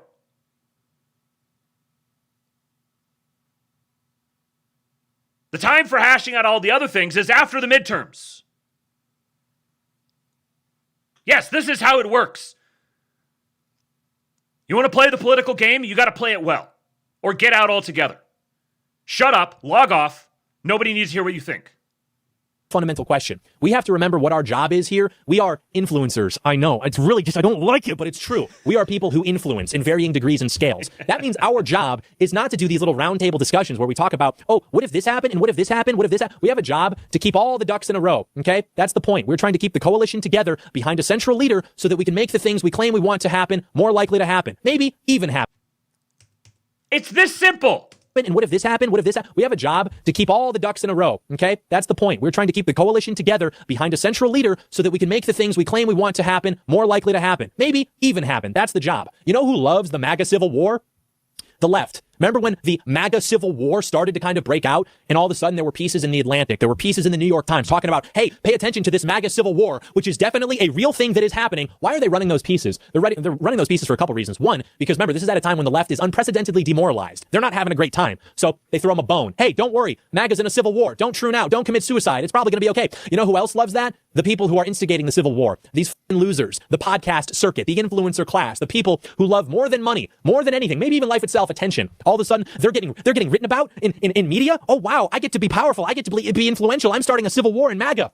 So give them a bone, too, to be disruptors, to be agitators. The left loves this. You know who else loves this? The neocons. That's why the neocons only ever engage with the retarded people. They never engage with J.D. Vance. In fact, insofar as they engage with J.D. Vance, they just smear him by associating him with the retarded people. So the MAGA civil war that is definitely real and happening, all of this is an op to disrupt what has been working for us by giving a platform to retarded people to ruin everything and sowing further division where, frankly, it doesn't exist. The base has never been more unified than they are now behind Donald Trump. However, our margins aren't that great. We barely pulled this off. So if they can disrupt us on the margins and secure power and bring about woke 2.0, then they will. They'd be happy to. They'll shut their mouths for 5 seconds if it means retaking power and punishing all of us for daring to think that we could have sovereignty in our own nation, for daring to think that we could reclaim our birthright. They're more than happy to do that. They'll play the tight game. They know how politics works. Remember, for your entire life, they've been governing you. But you think that all of a sudden, now it's time to be based on the internet. Oh, what's that? We nominally control the federal government? I want to talk about how much I love Hitler. You're retarded. And you're not even right. You don't even deserve the title of retard right. It implies a level of alignment with reality which you do not possess. Now, I could understand this if you were talking about... We here at the Astrolabe, like the rest of the Doyums, strive to be reality aligned in all that we do. Me when I am a baby bird being fed. Retard right. It implies a level of alignment with reality which you do not possess. Now, I could understand this if you were talking about things like Epstein, Iran war, whatever, but then you were also talking about... Have I ever said that this nigga can spit? Like, I every single day I consume my allotment of John 10. I sit there and marvel at his sheer ability to convert thoughts to words and fire them out of his mouth. Unmatched talent on the front of converting thoughts to words and firing them out of his mouth. That is John Doyle, folks. I don't know, the best administration we've seen on immigration in a century, unprecedented levels of crackdown on anti-white discrimination, literally directing the Department of Justice to go after companies practicing this kind of stuff, the most effective administration for the young white patriot ever, literally, better than Nixon, better than Reagan, already surpassed their attempts to crack down on anti-white discrimination since it became a matter of federal law in the 1960s. I could understand that if you were covering everything. You were covering the crime, decreasing. Record-breaking decreases in crime. Literally policies that, without exaggeration, are going to save tens of thousands, if not hundreds of thousands of American lives, not even factoring for the quality of life increases if you could somehow scale that to a life. It doesn't even matter. If you were covering all of that, I could maybe get it. I could... No, Superior B, this is not a Coke Zero. This is a rodeo clown. A Karbach Brewing. I have no idea if I'm pronouncing that correctly. Karbach Brewing, Rodeo Clown, double IPA.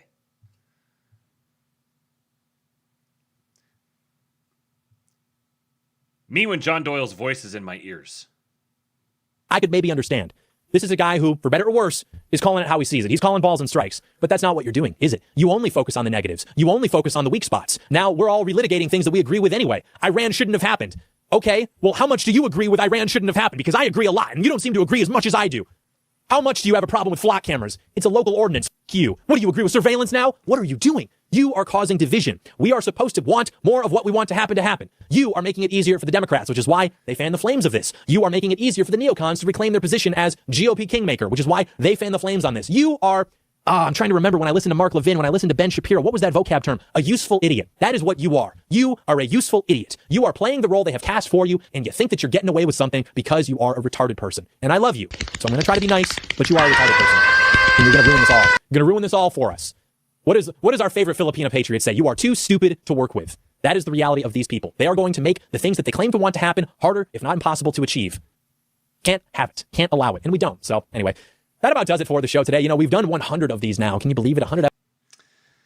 And if you have not listened to all 100, then you need to up your Patriot credentials. How many of my loyal Labians here in the chat have listened to all 100 episodes of The John Doyle Show? Raise your hands if you have. If you have not, then your marching orders write themselves.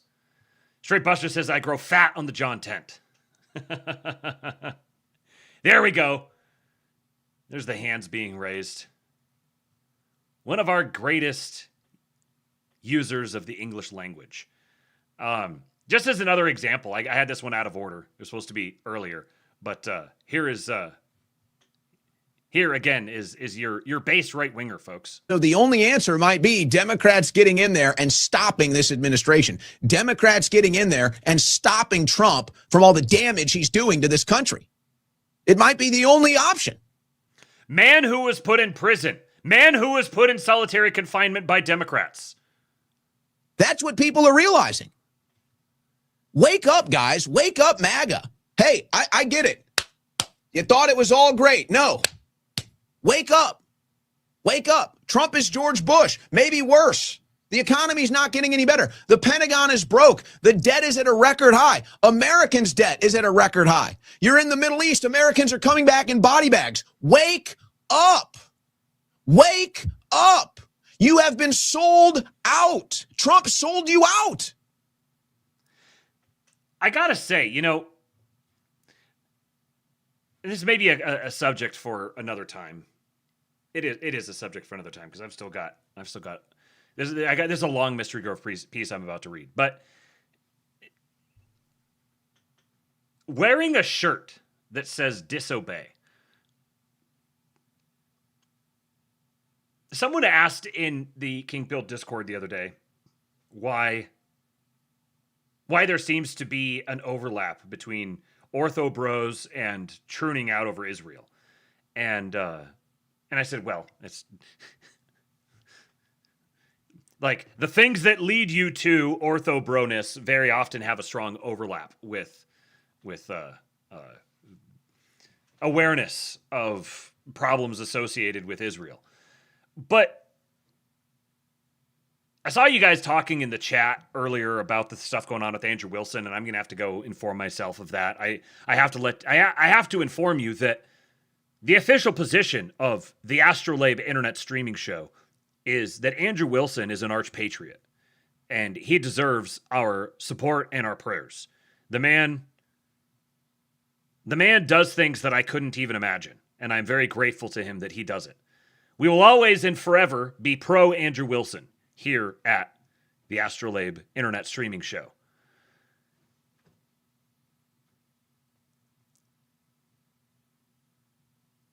Don't let your awareness of the under-discussed problems, or maybe we'll say like briefly under-discussed problems associated with the our favorite Middle Eastern ally, become your guiding religion. Because if you find yourself with the people who are proclaiming disobey as a virtue, then you're letting your politics lead your orthodoxy and not the other way around.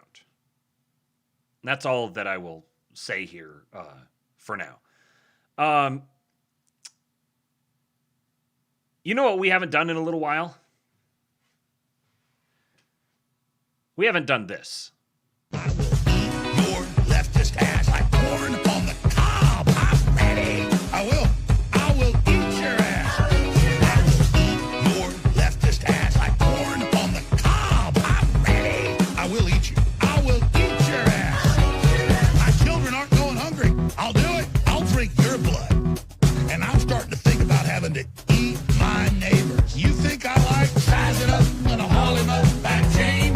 Chop his ass up, size it up. I'm gonna haul him up that chain. Chop, chop, chop, chop. I will eat your leftist ass like corn on the cob. I'm ready. I will eat your ass. I will eat your leftist ass like corn on the cob. I'm ready. I will eat you. I will eat your ass. I'll barbecue your ass flat.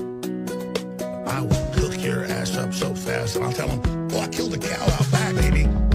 You think Christ would eat somebody? He would never do that. I will.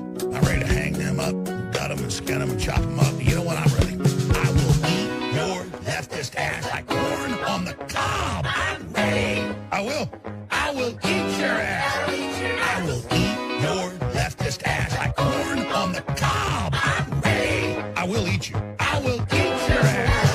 I will eat your leftist ass like corn on the cob. I'm ready. I will eat your ass. I will eat your leftist ass like corn on the cob. I'm ready. I will eat you. I will eat your ass. That's why I want the globalists to know. I will eat your ass first. I swear to God, if it's the last thing I do, I'm going to get my hands around your throat. All right. Yes, Jeffrey, that's exactly what I needed to do. Much better. Now I can I could go for a little bit longer. Please do tip your streamer, folks. This is the way that I support the family, and I'll be honest with you, the last several months, you guys have been incredibly generous, and I have to try to walk this line between recognizing the incredible generosity of every single one of you, but also being honest that we are treading water. So yeah, please do go to tips.kingpill.com, support the Erickson cause, show your appreciation for the white pills, the whatever, I don't know, inspiration, edification, education. We strive to do all of the above here, and we do our best to stay away from the doomer content. So if you appreciate that, if you like what you're listening to, then please go to tips.kingpill.com and support your streamer. You can see by the little pink bar around the frame of the video here that we are a little over halfway to the tip goal tonight. So also, go to form.kingpill.com, form.kingpill.com. All you got to do is give me something to call you and a way to contact you, and you will be entered in to a drawing. If we hit the goal tonight, or on any night, if we hit the tip goal, then I will do a drawing among the names of the people who entered themselves at form.kingpill.com, and one person, the lucky winner, will get 10% of the night's total tip take. There's no ceiling to it. If somebody was to show up and if Peter Thiel himself was to drop in tonight and say, you know what, Matt, I appreciate all the work that you have done. I appreciate your concerted effort to maintain the steady stream of white pills for years. I am going to give you $100,000 tonight. Then $100,000 plus what everyone else would get. Take 10% of that and someone would be getting that.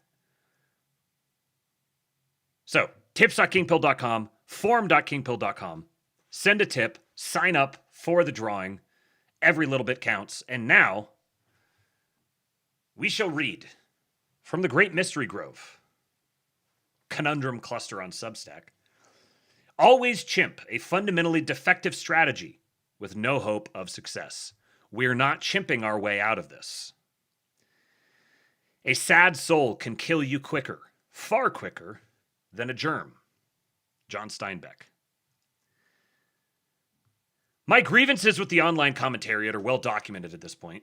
To sum things up, I believe that online right-wing commentators have intentionally or unintentionally been working to undermine all real-world political power in pursuit of their personal objectives. They spread lies, generate confusion, minimize or deny successes, embellish or hallucinate failures, tell our people that resistance is pointless because winning is impossible or they've already lost, collaborate with the enemy, Tucker Carlson with Hunter Biden, and do countless other things that are functionally indistinguishable from what someone who is just trying to make us lose would be doing. Along with Tucker Carlson and Hunter Biden, there would be literally every person who voted for Thomas Massie. I live in a liberal city with frequent large protests. There is a well-trained and disciplined organizer class that enables liberals to mobilize their people to push policies that are unpopular and make everyone's lives worse. Right-wing influencers online have essentially become a disorganizer class for conservatives, discouraging collaboration, spreading distrust, encouraging despair and hopelessness, telling conservatives to pursue fantasies rather than tactics that work and have already delivered enormous success for them. Hell is other posters. I'm sure people have detected that there is little love lost between many figures online. Still, I believe it's always important to try to keep criticism good faith and constructive. Although I doubt this will happen, I hope people will take what I say here at face value. It seems like many genuinely don't understand these criticisms and invent elaborate motives for what are usually pretty basic observations. My intent here is plain. I hope that if I produce enough 40,000-word essays about the grim and declining state of right-wing discourse, I will convince someone somewhere to abandon the rhetorical strategies and styles of communication that have done so much damage over the last few years. Ah! Ah! I'm under attack! Little flailing hands! What are you doing back there? A beastwood alert. Beastwood! That's you! He's chimping! We brought in the space monkey! You're like a big gorilla. Nope, don't stand up. You're not wearing clothes. You can't stand up. You say hi to everyone? Just kicking everything, farting. Getting the full Eastwood experience tonight, folks. The Eastwood experience. Look at that big gap in your teeth. Where'd that come from? What are you doing? Hey guys, listen to this. Listen very carefully.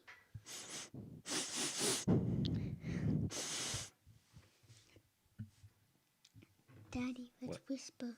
Okay. Whisper to me. Daddy, let's make a plan and whisper very quietly in my ear like I'm doing.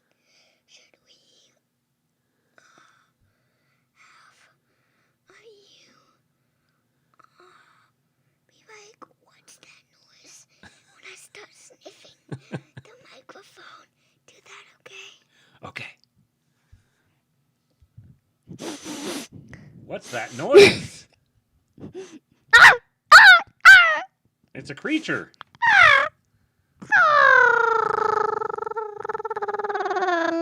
What sort of creature is that?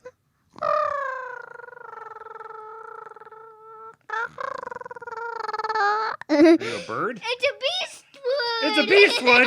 Ah! We heard the sound of the beastwood. Easy. You don't want to be too loud. Because if you do it too loud, then it'll hurt people's ears. All right, big guy. Say good night to everyone. Give Daddy tips because I am extra expensive. And guess what, guys? Before anything, I'm telling you about a fort. Okay, what kind of fort? It is under my bed. You made a fort under your bed? Yep, it is ginormous. It takes up, You don't need to talk directly into it. You can just talk from here. Daddy, you saw the fort. Whisper to me in my ear. How many square feet do you think it takes up under the bed? I think it takes up about maybe 10 square feet. It takes up like 10 square feet, and it's under my bed. And here's the first part. Imagine a tunnel with a bed mattress and it's on top of its frame. On the top of the tunnel, and the bottom is made up of a carpet. And then on part of the fort, the two sides, left and right, are both lined with stuffies. On the left is just a rattlesnake stuffy and no more stuffies. And then the other side is tons of stuffies.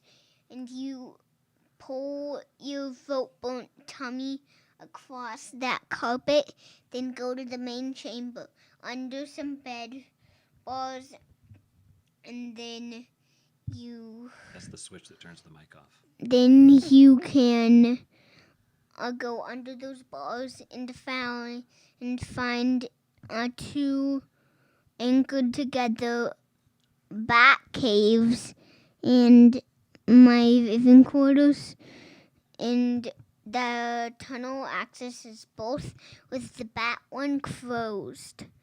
And there's a wall in between. This is a future part of the fort. There's going to be a wall in between my living quarter and the bat's living quarter, and by there, right next to there, is where cargo can be landed and where stuff can be brought out of the fort. So you put it there from inside the fort, and you get on top of your bed and pull it out and put it where you want it. Or you can get on top of the bed and crawl over to that spot, and you can put it on that little spot of carpet. Hey, who's that? I don't know. It's President Trump. You see President Trump? Guys, who posted that President Trump emoji? Nobody posted one. That one's just... The people can post President Trump emojis in the chat. That one's there in case I wanted to post it. See? If I click on it. and I post one. We're posting a lot of President Trump. Can you post that hippo thing? What's the hippo thing? Hippo right next to that. There. This one? Uh-huh. That's not a hippo, that's a fish. Fish. Yeah. Oh, man. All right, big guy. And, guys, that's my fort, and it takes up like 10 square feet under a bed. Yeah, you like building forts, don't you? And you like building Legos? You like building things in general? Yeah, and I've got a little garage that doesn't have a garage door on the front of it, but it has a rover and 2 robots that operate stuff for it, and they drive it and operate stuff and put stuff on its bed, and they do all the work for that thing. And then on top of the little garage is an airship. Hey, it's a goose and a chimp! I guess that's about me talking about Easter to maybe everyone knows what I'm thinking. Maybe they know what you're thinking. Were you thinking about a chimp? I was thinking about a chimp named Ham. Oh, you were thinking about the chimp named Ham? Can you tell them about Ham the Space Monkey? I even listened to a real song sung by astronauts. You listened to a real song sung by astronauts about Ham the chimp? It was the real one. The real one? Original one. Wow. He wants me to tell you about Ham the chimp, who was a chimp who was sent into space, and he got to do a little chimp space experience, and then came back. Mommy says, ask you about the present that she bought you the other day. What present did Mommy buy you? Don't remember. Ask what present. He wants me to ask what present. Oh, that you brought him the other day. That she brought you. Oh, it was a toad. Yeah, she brought you a toad wrapped in a paper towel. Yeah. You liked that toad, didn't you? Uh-huh. All right, Daddy needs to get back to his show now, okay? Thanks for coming to see everyone. You're welcome, Daddy. Want to hear the story? Can I tell them the story of Ham? Let's do that. Save that for next time. Okay? Well, Remember that. Well, I'll ask Mama to ask me to tell about the story of Ham next time. Okay, yeah. The people want to hear about the story of Ham. Love you, big guy.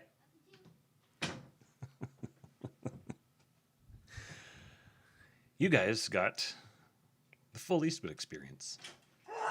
It's a beastwood. A beastwood. All right, nope. Not back there. Beastwood coming through. All right, you need to good night, sleep tight, and clench your butt cheeks tight so the bed bugs don't bite. Bed bugs? Yeah, you got to clench your butt cheeks tight so the bed bugs don't bite. Where are the bed bugs? Well, they'll climb into your butt cheeks if you don't clench them tight while you're sleeping. Which bed bugs? The bugs that come out in your bed at night. Love you, bud. He went, ooh. Funny reaction for the kid who loves having ants in our house. Okay, Jonathan Hemingway on the YouTube chat said that he sent over a little Patriot payment via Venmo. $10 for the Patriot pills. Thank you, sir. Sir Hemingway. Let me just update the goal with that real quick. Folks, please do help me pay for that kid's food and hobbies. That's why I'm here. I am here so that I can ensure that he can maintain his stock of Legos and blueberries and everything else he likes to eat, which is most things. So please do contribute. Tips.kingpilled.com or go to Kingpilled on Venmo and Cash App. And now we continue our reading of Mystery Grove's latest. He says, my intent here is plain. I hope that if I produce enough 40,000-word essays about the grim and declining state of right-wing discourse, I will convince someone somewhere to abandon the rhetorical strategies and styles of communication that have done so much damage over the last few years, or at least, and perhaps more importantly, that I will allow outside observers to better recognize these destructive behaviors for what they are and motivate them to fight back as they desperately need to. Much of the damage has already been done. We've got 3 months until the midterms. It's going to take some doing, but I think there is still a lot to salvage. The Senate is very competitive. The House is a long shot, but possible. There are a lot of opportunities in upcoming gubernatorial elections. Roy's Redemption! Tip your goyim overloads. Thank you, Roy's Redemption. I think if we fight, we will win. I want to start with a Twitter post from TPUSA spokesman Andrew Colvett a few days ago. Andrew Colvett said, "Just spoke to a source at DHS. A new report on deportations for the last 12 months just dropped, which includes all deportation flights, commercial plus government planes. Total alien force departures of 1,461,529.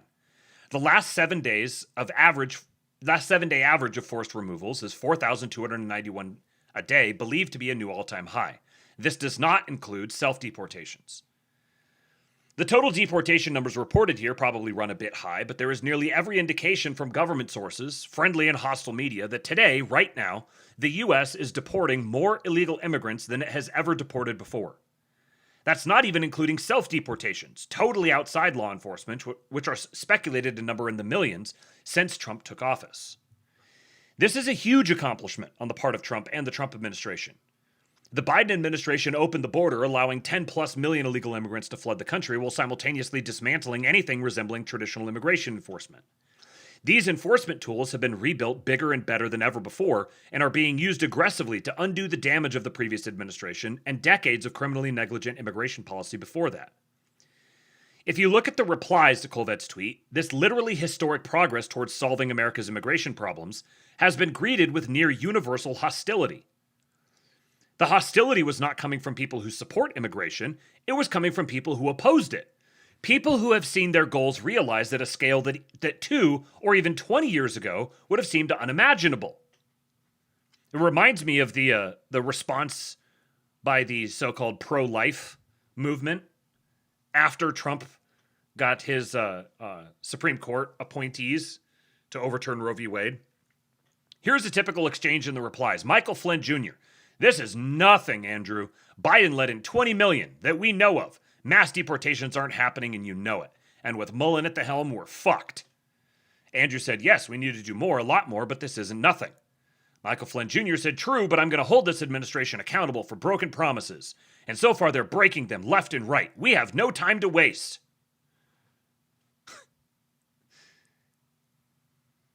We have no time to waste. They're breaking promises left and right, which is why people should vote for them to fulfill their promises. Like, do you people hear yourselves? It's a strange thought. What would mass deportations look like if not more monthly deportations than ever before in American history? This record is not just impressive on its own, it's also something the Trump administration has been able to claim for multiple months in a row. Deportations are not just higher than they've ever been before, they're only accelerating. Certainly, the problem facing America is big and won't be solved by current deportation rates, but of all times to adopt a critical and dismissive posture, I can't think of one less appropriate than right now, as we're achieving record highs and Republicans are going to have to run on this progress in the midterms. There is good news across the board for immigration skeptics. Deportation orders are at a record high, arrests are at a record high, denaturalization cases are at a record high, illegal crossings and naturalization applications and processing are at the lowest they've been in decades. Immigration enforcement agencies are larger and better funded than they've ever been before. Every day, our Trump administration seems to divine new and interesting ways to move people who shouldn't be in our country out. Massive hearings to handle hundreds of immigration cases in a single day. Disused immigration courts reactivated. New collaborations with TSA and state and local law enforcement. If all this is true, and it's pretty well documented that it is, then why all the long faces among anti-immigration activists? Well, I think it traces back to always chimp, a mantra that became a strategy and eventually a worldview for online right-wing influencers. I want to stress, it doesn't matter why people do these things. What matters is stopping the damage that it's doing. People are chimping all the time about anything and everything, even when it makes no sense at all and it's actively harmful. And this behavior infects more and more people every day. It's a never-ending and self-reinforcing demoralization campaign. In this essay, which you're hopefully listening to using the Substack app's excellent text-to-speech feature, I want to establish that's me. I am the Substack app's excellent text-to-speech feature. I want to establish that always chimping is a bad strategy, that always chimping actually makes our goals harder to achieve, that always chimping is making our people mentally ill and passive, and that you need to put these chimps back in the zoo if you want to achieve anything, or at least anything good. First, we need to break down the phrase. When someone says always chimp, what do they mean? Well, first you have always. Whatever this is, you're supposed to be doing it all the time, or at least a lot. Then you have chimp, a reference to the expression chimp out. You're supposed to have an outsized, even seemingly irrational response to perceived setbacks or obstacles, basically an adult tantrum. I would describe always chimp as a political strategy of hyperbole that goes beyond the normal exaggerations you'd expect in politics. Whenever you perceive that something you don't like has or even might happen, you have a big public blow-up in the hope that someone with control over the situation will try to avoid potentially triggering this outsized response in the future. This strategy is more effective if the reaction is seen as disproportionate and unreasonable. Targets don't know what's going to set you off, so that they avoid anything that might potentially do so, including actions that could otherwise seem reasonable or at least undeserving of such a response. There's precedent for this kind of approach. Take the madman theory. Wikipedia explains. The madman theory is a political theory commonly associated with the foreign policy of U.S. President Richard Nixon and his administration, who tried to make the leaders of hostile communist bloc countries think Nixon was irrational and volatile, so that they would avoid provoking the U.S. in fear of an unpredictable response. The premise of madman theory is that the appearance of irrationality makes otherwise non-credible threats seem credible.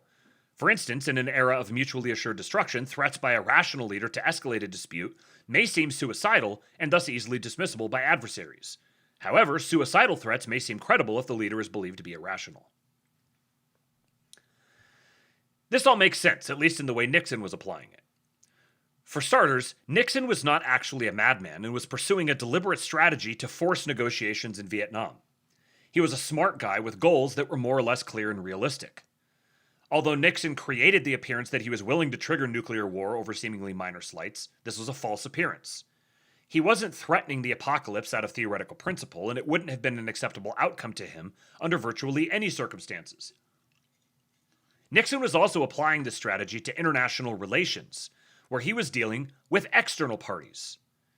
If Nixon had created the appearance that he was irrational in internal or domestic politics, the effect would have been very different, and this observation cannot be emphasized enough.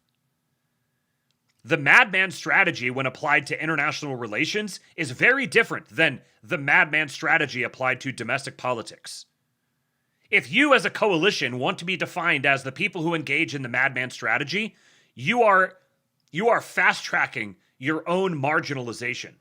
And then you become an asset that can be used by your enemies to marginalize anyone else by associating them with you. Which then creates the incentive for people who would otherwise be allies to you pulling themselves back, not wanting to be allied with you. This is coalitional destructive behavior. His colleagues and employees wouldn't have been able to trust him and wouldn't want to work for him. He wouldn't be seen as a reliable partner or good actor by allies and potential allies. Voters probably wouldn't even vote for someone who was always behaving in crazy ways. In contrast, other countries had to deal with Nixon's seemingly irrational behavior. Nixon was president of the United States, the most powerful country in the world, with the biggest economy and military. Countries can't just leave the world stage and usually couldn't afford to just ignore America. This was even more true back then than it is today. As president, Nixon was also the chief executive of the United States. He had the clear and unambiguous authority to speak on behalf of the entire American government. He could control how rational or irrational U.S. foreign policy would be and had final authority on most matters. There was only one Nixon, and when the madman theory was being applied, Nixon could dictate exactly how that strategy would look in practice. It wasn't like every nuclear missile silo launch technician was encouraged to behave like a madman, forcing everyone to constantly ask, will he or won't he press the button?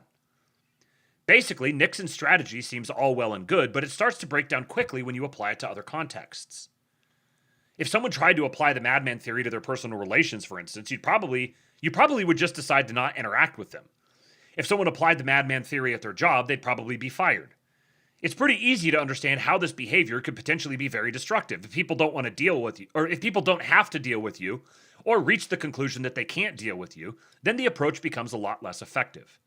That was one of my big early critiques of it, was that you're actually, by promulgating this always chimp thing and engaging in the actions of always chimping, you're actually exponentially reducing the effectiveness that chimping will ever have. You're playing the card way too often. And when you begin playing it on everything, when you become defined by it, which is basically the only way to maintain it, because what else does always mean? Then you've just neutered yourself.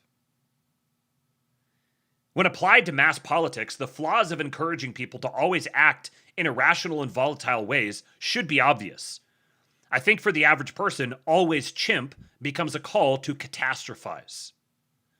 Psychology Today describes catastrophizing or catastrophic thinking as a cognitive distortion that prompts people to jump to the worst possible conclusion, usually with very limited information or objective reason to despair.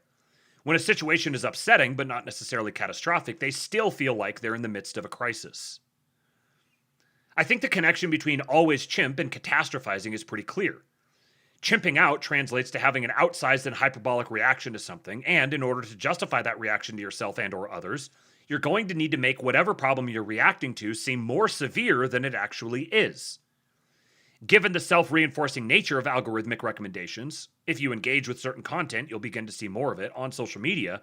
Catastrophizing is a phenomenon that someone online today might encounter or engage in thousands of times per week. And again, this was obvious from a basic situational awareness. Realizing the algorithms aren't going anywhere, the algorithms will feed someone what they engage with. So if you start with the premise of always chimp, eventually you're going to get a critical mass of people who are just catastrophizing about everything always, constantly. In my most recent article, I outlined a pretty typical exchange on right-wing Twitter. DHS Secretary Mullen gave a standard answer to a question about temporary protected status, one of many temporary programs that had been turned into a backdoor permanent status for illegal immigrants, that the Trump administration had just fought and won a lengthy legal battle to end. So the backdrop here is the Trump administration literally just fought and won a lengthy legal battle to end temporary protected status. This is a fucking coup. A tremendous victory. Right-wing influencers immediately set about twisting Mullen's words and misrepresenting the Trump administration's actual policies. They claimed that the Trump administration hadn't bothered to end TPS at all. It ended this week. And pointedly questioned why anyone should vote for Republicans in the upcoming elections, given that they had abandoned key promises about mass deportations. Soon the timeline was filled with attacks on Mullen and DHS. This was the response to a clear success that the Trump administration had spent more than a year fighting for. Mullen issued a statement clarifying what the government's policy had always been, that temporary status was only temporary, and the same influencers who created this moment of hysteria with their lies celebrated. Always chimp. I think the political strategy of these influencers is to catastrophize and encourage others to catastrophize constantly as a way to protect and expand their political power. There is little incentive to tell the truth or accurately represent our situation under this arrangement. In fact, the incentives are to lie and keep lying. If you stop chimping, the logic goes, then you stop having power. The crisis can never end. In the same way that a mother with Munchausen syndrome by proxy knows that if her child is no longer sick, then she'll no longer receive sympathy and attention for adopting a caregiver role, influencers know that if they do not regularly send their audiences into hysteria or despair by framing new developments in exaggerated negative ways, then their influence will decline. Beyond the real-world electoral implications of acting in this way, which I'll expand on later, catastrophizing has powerful and well-established psychological impacts on the people who engage in it. I'm not a doctor, and I'm sure I'm going to be a bit clumsy with some of these terms, but I think what I'm describing should be intuitive to anyone who has observed these behaviors in real life. Catastrophizing is strongly tied to a variety of serious psychiatric problems: generalized anxiety disorder, panic disorder, post-traumatic stress disorder. Catastrophic thinking is linked to clinical depression as well. One article on the problem stated, quote, research suggests that catastrophic thinking enhances depressive and anxious symptomatology among adults, teens, and children. In other words, catastrophic thinking is tied to mental illness, either causing it or being caused by it. It's difficult to disentangle these kinds of relationships, and makes the symptoms of mental illness more intense. Related to catastrophic... Doo-dee-doo-dee-doo. Reconnecting.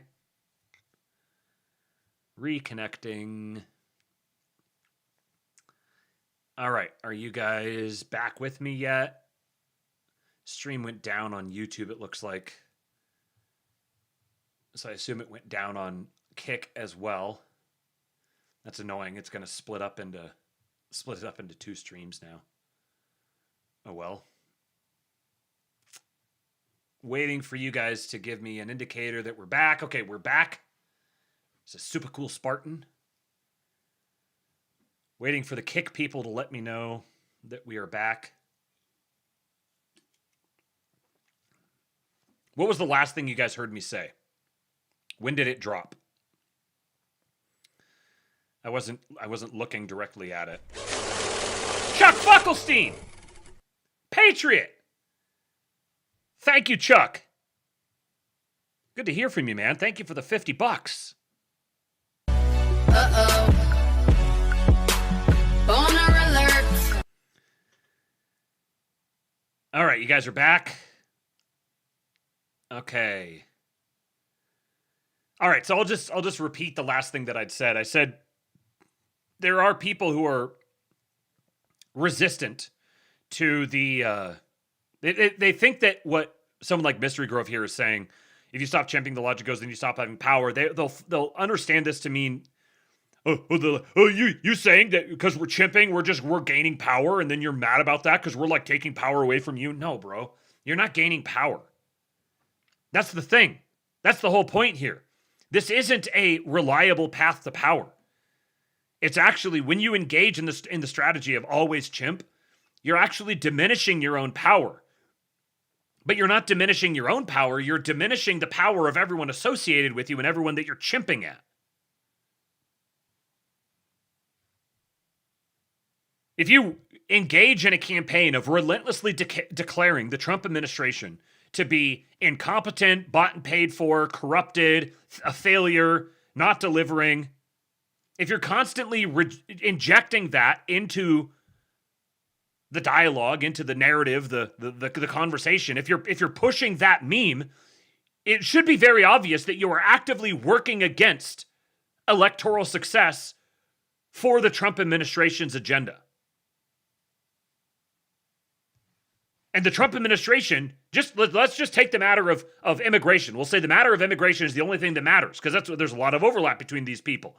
The people who say that immigration is the only thing that matters, and also who say we need to always chimp so we get more immigration enforcement. But always chimping doesn't get us more immigration enforcement. On a long enough timeline, it gets us less.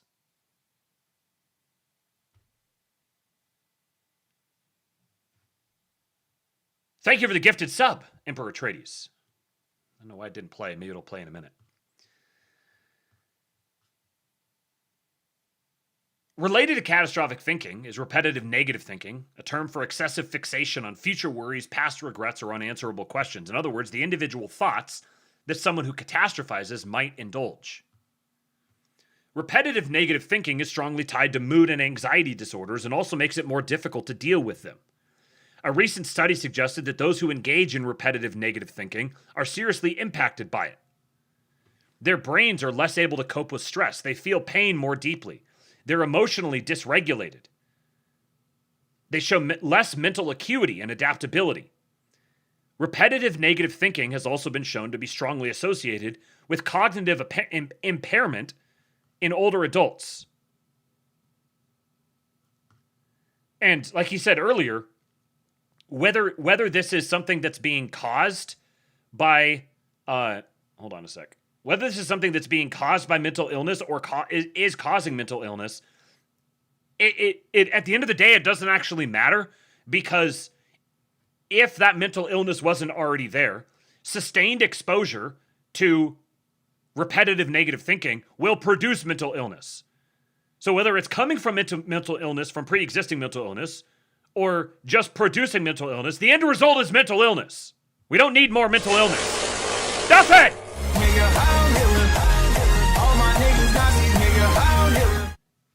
Just 'cause I haven't tipped in a minute. Pay your goddamn white pill prescription fees. Oh, that hits! Oh, that hits in Dale's voice. I mean, that would hit in Duffhead's voice, too. Duffhead is a great and powerful patriot, a longtime supporter of the show. One of my favorite people in the world. Thank you, Duffhead. Appreciate you, sir. We're getting close. Where are we at now? Oh, yeah. We are less than an alpha male alert away.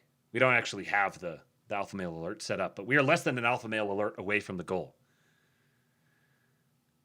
I think the always chimp political strategy encourages participants to act as though they have mental problems, which seems to me to be generating actual mental problems in these people, or at least making any existing problems that they have worse. I mean, this is like the test case right here.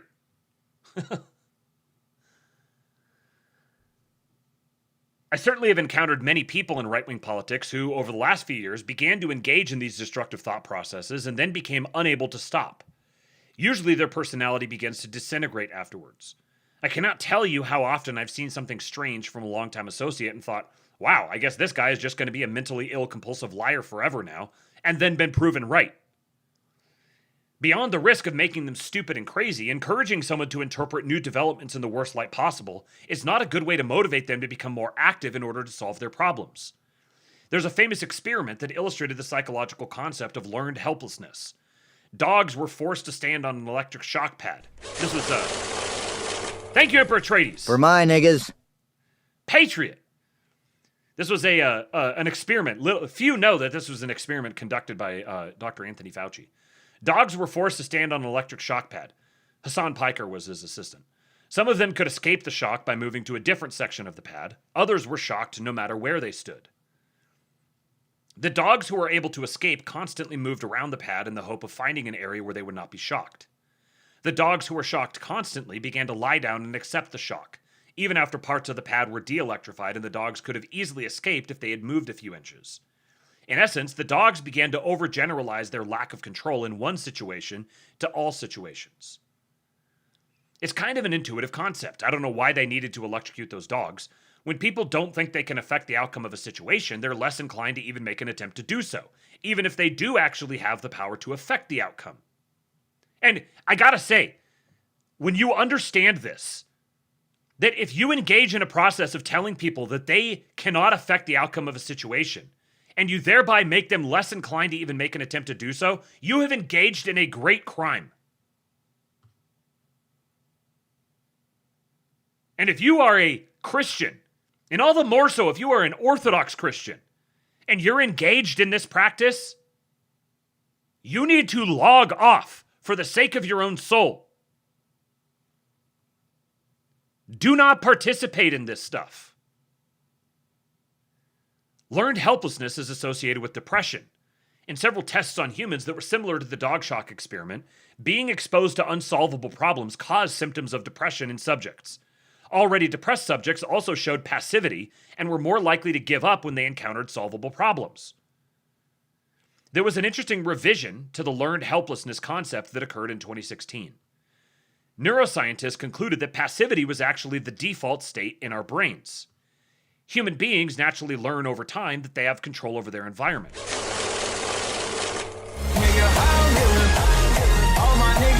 Duffhead! Again! One more for good measure. Duffhead, you absolute patriot! We're almost there. We're so close. It'll just take a tiny little bit to push us over the edge. Ian Carroll! Ah! Throw this in Eastwood's Drumpf account. Stay in the fight, Patriots. Patriot! Thank you, Ian Carroll. Thank you, Duffhead. Look at us, launching right past the goal. And then some. All right, so someone's making money tonight. Make sure you go over to forum.kingpill.com. Get your name entered to be considered in the drawing. Where are we at now? So, all right, we're at $60. $60 is the minimum that someone will learn. Well, someone will earn. Someone will gain. Someone will win. A minimum of $60 in the form of a digital gift card to a retailer of your choice. Forum.kingpil.com. Make sure that you are signed up over there. You're entered to win. And then you guys can keep adding to it. And everyone wins. So passivity is actually the default state in our brains. Human beings naturally learn over time that they have control over their environment. If they do something, they'll get some kind of reaction. The brain sends signals that you can control the outcome of an event, which suppress the default passive response. When exposed to repeated uncontrollable events, like the shocks that never stop no matter where you stand, the brain begins to block the control signals, producing the default fear and passivity. What the learned helplessness experiments were actually revealing was unlearned control. Control, not helplessness, was the main operating mechanism. This is why the always chimp strategy is not just damaging to the it's not just damaging to the true patriot cause, it's also damaging to the cause of the always chimp practitioners. Because you're inducing passivity in yourself and in everyone in your orbit. And this passivity is not just going to extend to voting. It's not just as like, oh, well, maybe they won't turn out to vote. This is going to extend to the rest of your life too. And your spouse's lives and your children's lives. This is like a toxin that begins to proliferate to everyone else. You become the portal for infecting everyone else. I think the main problem of the always chimp phenomenon is that by constantly embellishing or inventing problems, you make these problems appear far more difficult to solve than they actually are. You're teaching people that they do not have control of their situation, and this makes them depressed and passive. Often, influencers will outright tell their audiences that they've already lost and that nothing they do will alter their predicament. And this is like, watching this happen has completely upended my perspective on free speech. Like, I think people who are constantly in the business of telling their audiences they've already lost and nothing they do will alter their predicament need to have their platforms taken away from them. Emperor Atreides again. When are we getting new Ericssons? Soon, hopefully. You guys are contributing to the new Ericsson's cause when you go to tips.kingpill.com, like Emperor Atreides and Duffhead and Ian and all the others. Ozzy Steen. Thank you guys. Appreciate you. Eastwood the sequel. F'swood. No. His name's not going to have an F. When I accuse right-wing influencers of running demoralization campaigns, I'm usually not complaining about them mentioning any particular issue or problem, unless, of course, whatever they're reacting to isn't even real. My objection is almost always to some kind of unnecessary statement or embellishment, not required at all to get whatever political point they're trying to make across, that would realistically only encourage someone reading it to just give up. Sometimes you really have to wonder if encouraging people to just give up is the point of this behavior. Below is a typical post of this genre, featured in my previous article about the influencer TPS debacle. I know that you, the person reading this, have seen similar rhetoric in response to other situations thousands of times. Again, it's important to remember that this reaction was prompted by a clear win on the part of the Trump administration, which made hundreds of thousands of immigrants newly eligible for deportation. So Tommy Loren said, the real question, and I don't care who it pisses off, why should we vote for Republicans in November? Mass deportations aren't happening. Most of us are single-issue voters on immigration, and DHS under Mark Wayne has decided... single-issue voters on immigration, and DHS under Mark Wayne has decided they would rather appease CNN and MSNBC. Republicans won't pass Save America. They won't support the mass deportations we voted for. They haven't done, frankly, jack shit outside of a tax cut extension. So why? Why push Maine to vote for Susan Collins? Because at least she's not an admitted communist? In the end, though, what's really the difference? Vote Republican, get Democrat policy anyway. Now, obviously Tommy Loren is a retard. And if it was just people like Tommy Loren saying this, then nobody would care. But Tommy Loren is only saying this because serious, smart, self-styled, serious, and smart people have said this. And she's gleaned it from them, and now she's just parroting it because she thinks it makes her look smart. Blaze TV personality Orrin McIntyre said, "The purpose of a system is what it does."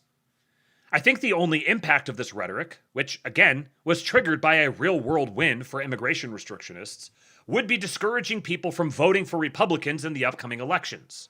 This is a problem, because Republicans losing elections decreases the real-world political power of immigration restrictionists. Once again, Republicans losing elections decreases the real-world political power of immigration restrictionists. This is a very simple, very obvious truth. It should be apparent to you just merely by observing it. Very, very clearly, no matter what you think of Republicans, it should be very obvious that if your goal is immigration restrictionism, it's only going to happen through Republicans. Young Goy Bay! Passively take this commandingly scary tip. Not to brag, I'm a simple, humble goy, but if you measure from the taint to the tip, it's nothing to shake a stick at. Here's a pillow to silence the sound of butt violence about to commence. You woo.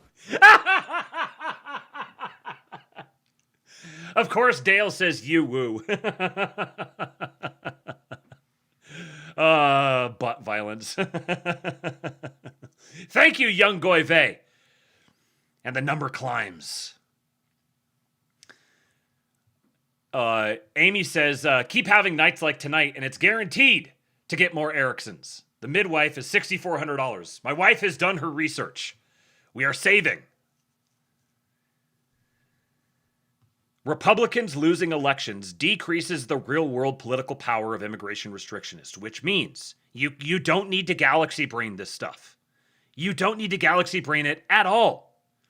If your focus, if you believe that immigration is the most important issue, that immigration restriction is the thing from which all other wins will flow. It's the win.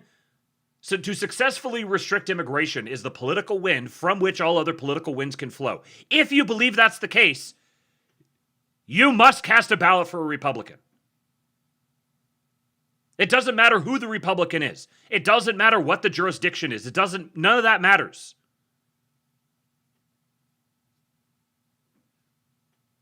The more people you want deported, the more Republican ballots you should be casting. In practice, Always Chimp has produced the unending and ever-expanding proliferation of defeatist rhetoric and sentiment, without regard for real-world improving conditions or the obvious political implications of this behavior. Let's go back to the first article, to the first tweet in this article, where Andrew Colvett announced that the U.S. had achieved the highest deportation rate in history. This was Orrin McIntyre's reaction. He said, "Once again, these are better numbers than we would have received under any other admin, but they are still a disaster. Let's be very generous and assume triple the self-deportations. We're still nowhere close to removing half the people Biden let in during his term." You can say a lot of things about Trump's deportation efforts. I don't think it's fair to characterize better numbers than we would have received under any other admin and a new all-time high as a disaster. It's true, there are many millions of illegals left to deport, but waving illegals into the country with bare minimum scrutiny was always going to be a lot easier and faster than removing them with government organizations in the face of massive opposition from the left. This is a problem that was getting worse, mostly without interruption for decades, and is now getting better. And I like Orrin. I think Orrin's a good dude. I've followed him from the very, very beginning. He's been very generous to me, given his platform to me in the past. I like Orrin. But Mystery Grove here is exactly correct. And this sort of thing, like I can appreciate saying, yes, we still need more. But characterizing it this way, you're saying the administration, the only administration capable of giving you anything close to the immigration agenda that you want is a disaster, this is not a pathway to more deportations. Stop it! You must name him Norwood. Eastwood and Norwood. I may have to have a talk with Mrs. Kingpilt here, because you make a very, very compelling case. Now, what if it's a girl? Do you name the girl Norwood? Would it be a responsible Christian patriarchal thing for me to do, to name my daughter Norwood? It would be pretty funny, I gotta admit. A lifetime of a joke. She would get so tired of hearing it. And then she would eventually marry a powerful Norwood. Amy, I'm already arranging the marriage for our daughter.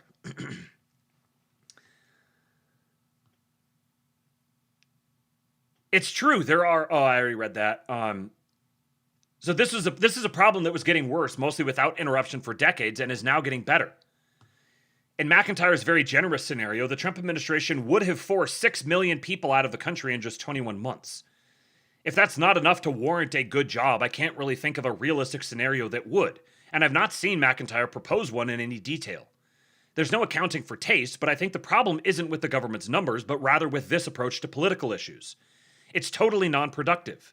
How are we going to win if you're framing the Trump administration's biggest accomplishment as a disaster? Eleanor Wood would also be acceptable. Eleanor Wood! Ah! Eleanor Wood! Incredible! You know, in the past, Amy and I have talked about Eleanor as a name for a girl. Eleanor Wood. Duffy's out of control, guys.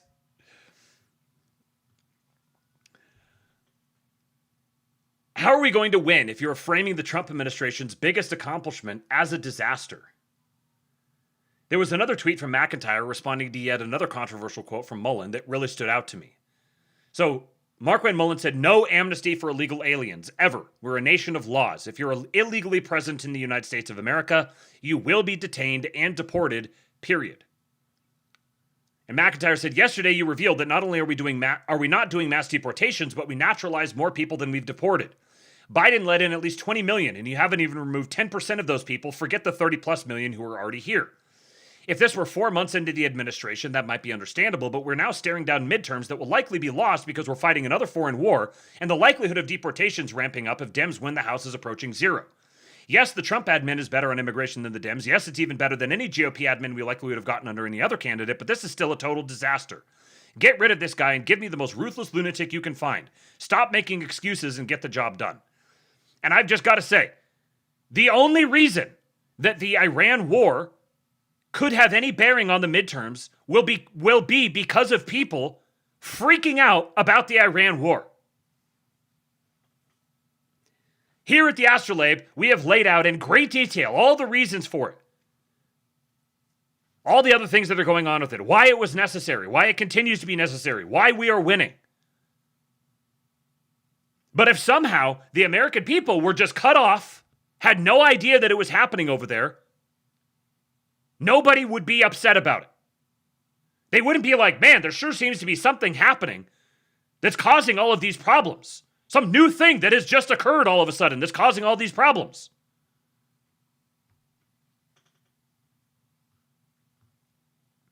He says, "I can quibble with this or that in the tweet. Mullen never said we're not doing mass deportations, and that's not his call anyway.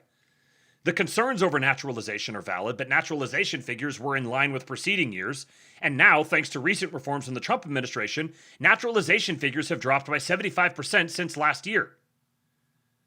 The naturalization rate today is currently at a multi-decade low.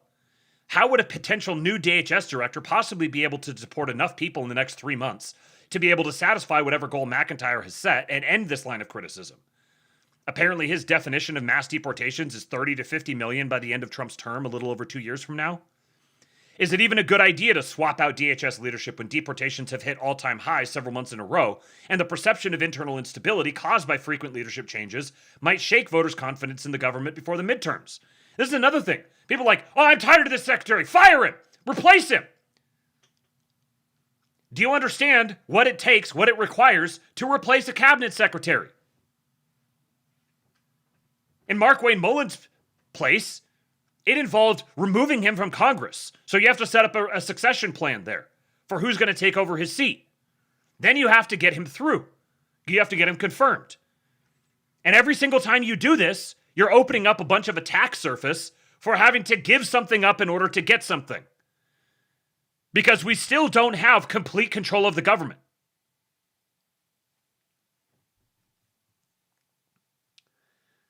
I want to focus on, quote, the likelihood of deportations ramping up if Dems win the House is approaching zero, end quote. If this is something that McIntyre believes and he wants deportations to ramp up, why on earth would he not be doing everything he could to help Republicans win the House during the upcoming midterm elections? This is the question that I want someone to answer. Like, Orrin is one of the outspoken ones, so he's the one who's getting he's being used as the example here. But I've heard this from so many people. I hear both that if Democrats get back in, they're going to flood us with every human being imaginable. And then I also hear there's no point in voting for Republicans in the midterms because they're just going to betray us. So what is your pathway for achieving more deportations?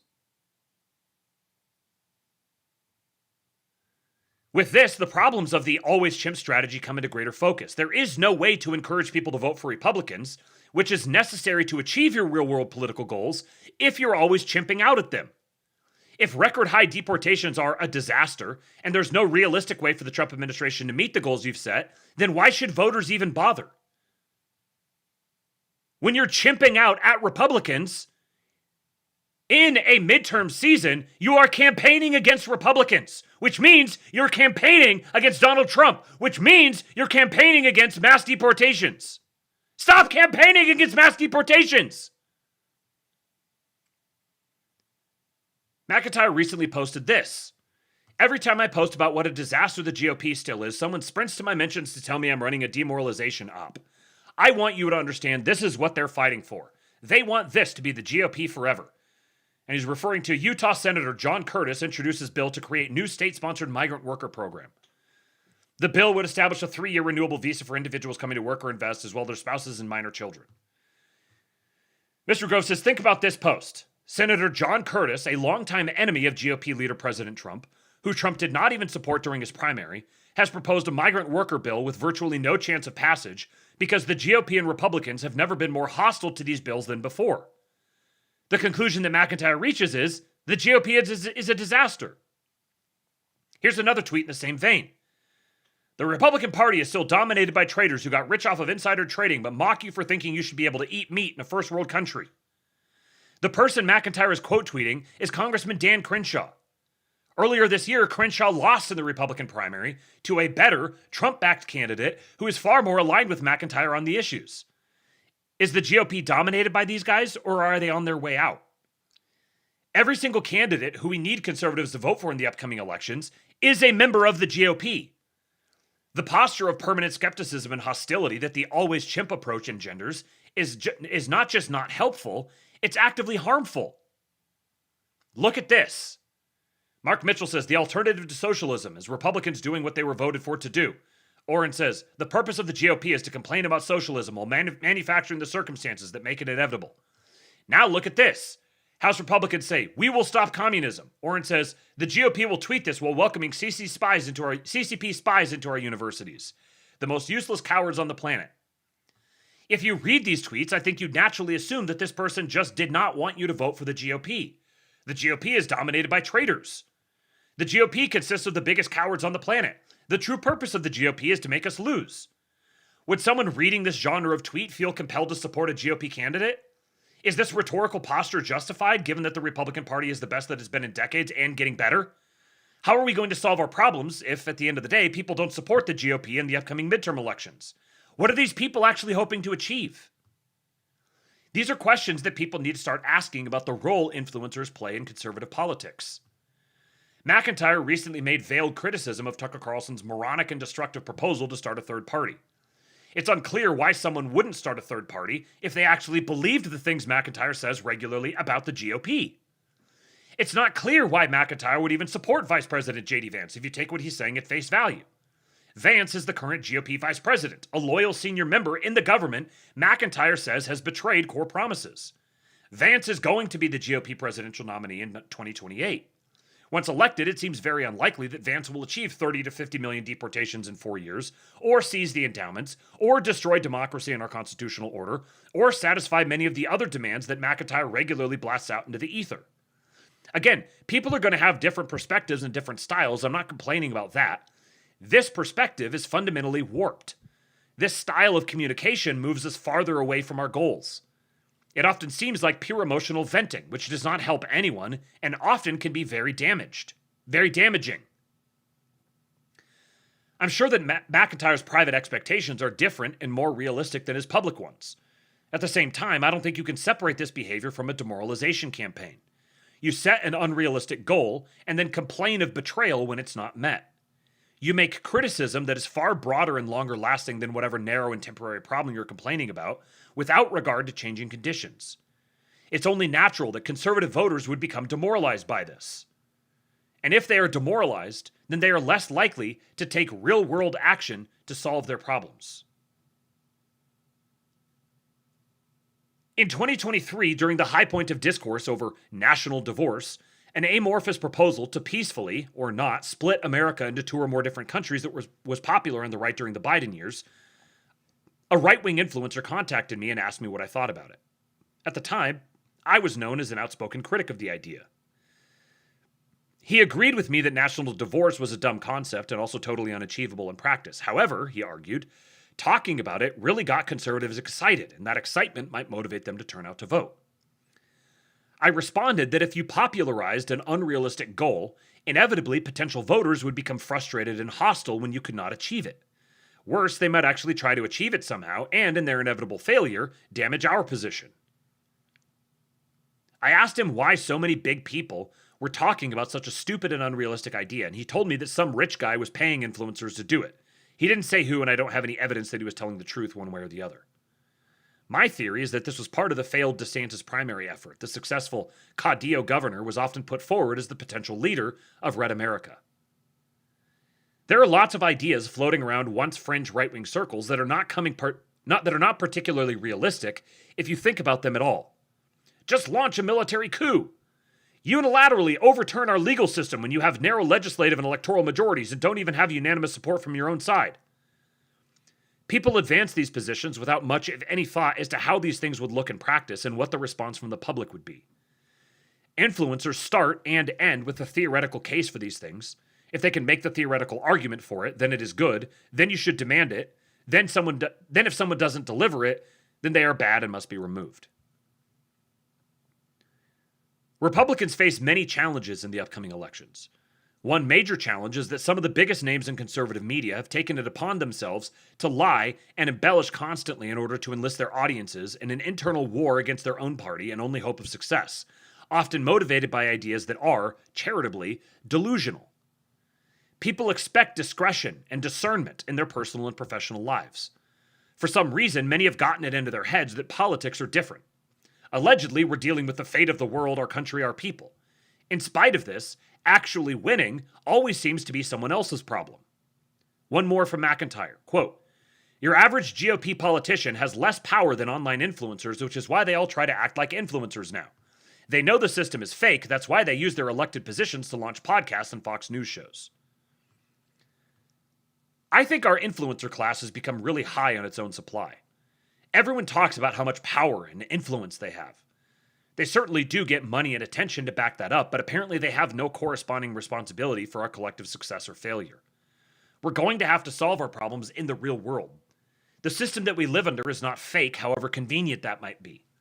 We need our people to participate in it if we want to have any hope of success. We enjoy the highest deportation rate in history today, not because some influencer got red-pilled a few years ago and began making the theoretical case for deportations at a time when that theoretical case was exploding in popularity, but because GOP voters elected GOP politicians to change government policy. Once again, thank you, Emperor Atreides. Let me just read that one more time. We enjoy the highest deportation rate in history today, not because some influencer got red-pilled a few years ago and began making the theoretical case for deportations at a time when that theoretical case was exploding in popularity, but we enjoy the highest deportation rate in history today because GOP voters elected GOP politicians to change government policy. Law enforcement programs, court cases, administrative memos. Victory is made of tons of nuts and bolts that are not always accessible to normal people. An ideal role for our influencer class would be to demystify these developments, to gather public support and resources for changes that we want to see happen, to push back on bad decisions with good faith and realistic criticism. Instead, many are trying to steer the ship by poking holes in it until it sinks. The Trump administration's approach to immigration issues is not subtle. Mass deportations are far more popular in theory than in practice. I think immigration skeptics constantly attacking the Trump admin contribute to this unpopularity by making it appear like there isn't consensus approval of aggressive deportation measures, even among their proponents. This is a truc. Mass deportations are far more popular in theory than practice. I've said this many times. People want mass deportations. They don't want to see mass deportations. They want the effects of them. They want mass deportations accomplished. They want it done out of view. If you constantly attack the Trump admin as someone who wants mass deportations, you are contributing to the unpopularity of the mass deportations effort by making it appear that there isn't even consensus approval of aggressive deportation measures among the proponents of mass deportations. The public is scared of chaos. More than half of Americans say that Trump is going too far by allowing immigration enforcement agents to use traffic stops to make arrests. Trump administration officials are adopting a soft line in order to make these policies more palatable to the public, the courts, and various interest groups. You know, the people who actually have to do the mass deporting, who actually have to go through the really inane nuts and bolts of all of the law enforcement programs, court cases, and administrative memos, those people who actually have skin in the game, they need a formal administration message that says we're very kind, generous, inclusive humanitarians who are merely enforcing the laws that are on the books. Because if the Trump administration comes out and says we're going to arrest anyone we think looks Mexican, then the courts are going to have every pretext in the world to shut it down. You're giving ammo to all the different interest groups to make it look really unpalatable to the public, to create the public cover for the courts to do it and get away with it. One of the greatest obstacles to mass deportations is the people demanding mass deportations and the way they behave. Trump often says one thing while doing another on immigration. His administration has proven itself to be more hostile to illegal and legal immigration than any of its predecessors in the last 70 years, at least. Do you remember the persistent freak out online over Chinese and Indian student visas? Trump made some really bad-sounding statements about the issue. Those visas were cut in half after he made the statements. It's not hard to understand this approach. It's proven itself to be very effective, delivering historic results, but it requires trust from the public. Influencers trade on destroying that trust. After a certain point, when an influencer's criticism is obviously divorced from reality and only would tend to diminish our ability to solve the very problems they're complaining about, this behavior becomes indistinguishable from what someone who is just trying to sabotage us would be doing. I do think there are some people who are deliberately trying to sabotage Republicans' chances in the midterms. The main flavors of this type are those who were, rightly or wrongly, excluded from influence in the Trump administration and hope that engineering defeat will provide an opening to reassert themselves over their internal rivals. There are also those who are simply trying to bring whatever fantasy scenario about a military coup, martial law, suspension of democracy in the legal system, etc. The fantasy is always ill-formed because these unworkable ideas inevitably collapse under scrutiny. that they've concocted into reality by closing off the path to a victory under our current system. This is a really insightful observation here. The motivation here is that you have to close off the path to victory under our current system. You have to foreclose on that opportunity so that you can get whatever fantasy scenario you want. You know, if we don't have a military coup and martial law and suspension of democracy in the legal system, then the problem can't actually be solved. Therefore, we need to actively obstruct the ability to obtain victory under our current system, because the only thing that can be done is the total destruction of society and replacing it with something new. Of course, I will be the one who will rule over that. No, bro, you're going to be the first one in the ditch. I meet smart young people in politics and government all the time. These people are working hard to achieve our goals in the real world. They're incurring serious legal and often physical risks as they work on our behalf. Their jobs have bad pay. The work is often unglamorous and unrewarding. I don't think there's any value to most of the criticism they receive from the people who should be supporting them as they fight our enemies in and outside of government. The OnlyFans woman who shows her pussy while saying Democrats are the real racists has more to add than everyone online who has ever boldly declared we're not voting our way out of this. That is another truth. The OnlyFans woman who shows her pussy while saying Democrats are the real racists has more to add than everyone online who has ever boldly declared we're not voting our way out of this. He says, please hire me as a writer. I've been told that it's really suspicious that I've been making such a stink about all this. The reason I mention McIntyre so often in this piece is that he accused me of being a neocon after I criticized J.D. Vance's decision to give Sohrab Ahmari an exclusive interview. Ahmari was a notorious turncoat in the New York City right-wing scene, seems to have played a role in the doxing of Twitter user Lomez/Jonathan Kieperman by left-wing activists, and is currently writing pieces praising Michigan's radical socialist Senate candidate Abdul El-Sayed. And I'm still a little butthurt about the accusation. I don't think McIntyre is the worst offender or compromised or whatever, just fairly representative of the kind of destructive behavior that has reached epidemic proportions online. I've been around these circles a long time. I watched them decline. I watched clueless people make them decline. The criticism I've offered over the last few months and years is consistent with my long-running interests and political ideas.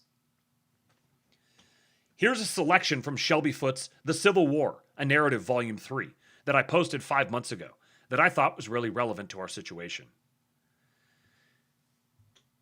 Intent as Confederate President Jefferson Davis was on gathering and bracing his scattered and diminished armies for the shock of an Eastern Armageddon, Davis had the still harder concomitant task of preparing the nation at large for survival after the defeat made probable by the odds. He too was a military realist, in his way, and as such he knew that, far more important than the loss of any battle, even one on such a promised cataclysmic scale as this, was the possible loss of the will to fight by those behind the lines. There was where wars were ultimately won or lost, and already there were signs that this will, though yet unbroken, was about to crumble. It is not unwillingness to oppose the enemy, Governor McGrath informed him from threatened South Carolina, but a chilling apprehension of the futility of doing so which affects the people. It is not unwillingness to oppose the enemy, but a chilling apprehension of the futility of doing so which affects the people. Just so, and Davis took as his chief responsibility, as the people's leader, the task of replacing this chill with the warmth of resolution. Whatever the odds, whatever the losses, he believed that so long as they had that, to anything like the degree that he possessed it, their desperate bid for membership in the family of nations could never be annulled. His need to rally the public behind him had never been more acute, but neither had it ever been more stringently opposed by his political adversaries, who saw in the current dilemma a fulfillment of all the woes they had predicted from the outset if Congress continued to let him have his way on such issues as conscription and the periodic suspension of the writ of habeas corpus and violation of the rights not only of the states but also of individuals. Under the press of circumstance, Davis by now had gone beyond such preconceptions. Quote, "If the Confederacy falls," he told one congressman in a fruitless effort to bring him over, "there should be written on its tombstone, 'Died of a theory.'" That might be. Still, the hardline states' writers could not see it. Desist from such wicked practices, they were saying, and volunteers would flock again to the colors in numbers sufficient to fling the invader back across the Mason-Dixon line.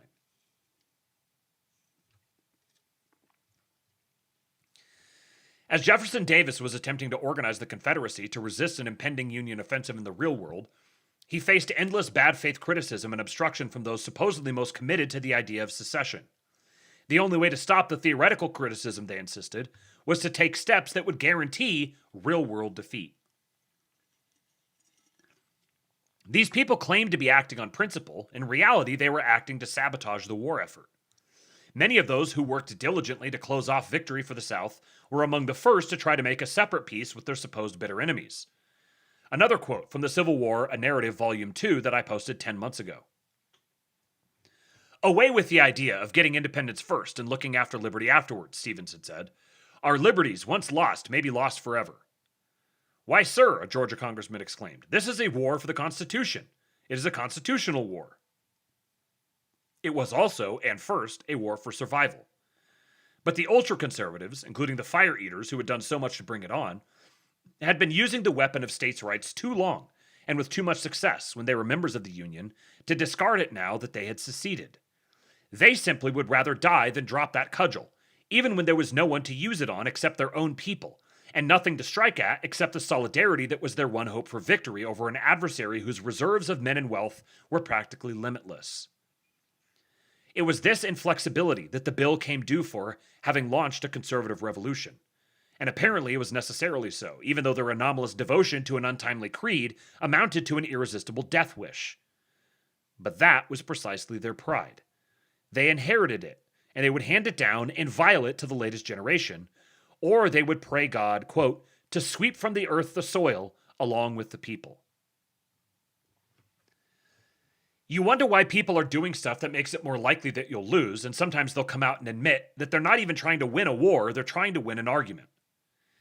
In the Russian Civil War, during a critical moment of weakness for the anti-communist whites, when the entire war effort threatened to topple over and the Bolsheviks were advancing rapidly, a group of Kuban Cossack politicians decided to begin viciously attacking their own side in an attempt to extract concessions over questions of autonomy that would, and did, become meaningless if the whites lost. This is like, we can have the debate about how mass deportations should be conducted once we have achieved the level of permanent mass deportation culture. We have to first obtain the what would you call it? Like the political mandate for perpetual sustained mass deportations, and entrench the institutional ability to deliver that. Then we can have a debate about how that should be conducted, at what pace, targeting what people, etc., etc., etc. General Wrangel was forced to travel behind the lines to put down the mutiny, which he did easily by hanging the ringleader and restructuring the Cuban government to prevent future outbursts. Despite the quick resolution, the damage this brief internal conflict caused to the morale of Cuban soldiers in the field was devastating and made what was already a bad situation far worse. No one benefited. Peter Kenez writes in his book, Red Attack, White Defeat, Civil War in South Russia 1919 to 1920 that, quote, the Cuban Federalists showed themselves once more for what they were. Provincial men who played in politics, who had no sense of responsibility, who could not evaluate their forces, who could not distinguish the important from the trivial. That is a line.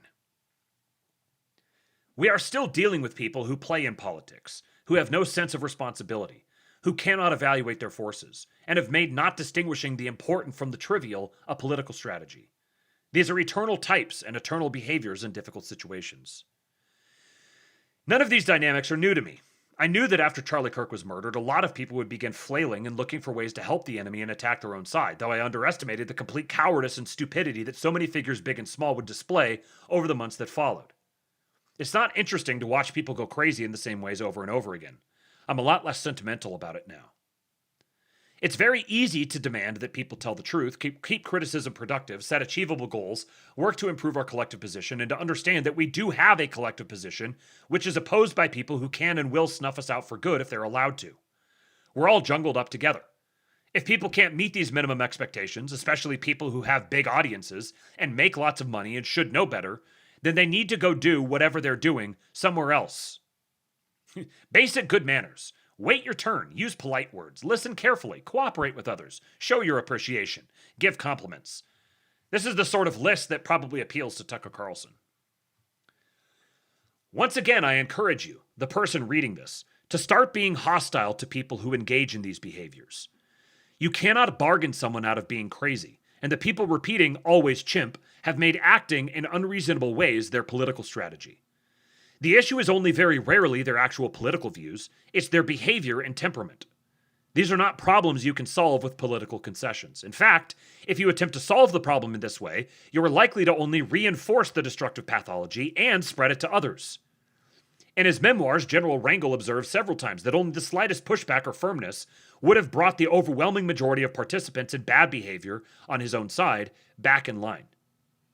Instead, the leader of white forces, General Denikin, elected to engage in a never-ending hostage negotiation with a growing legion of internal critics and rivals. The Bolsheviks, ruthless, unified, and committed to victory, were the ultimate and only winners of the whites' internal disputes.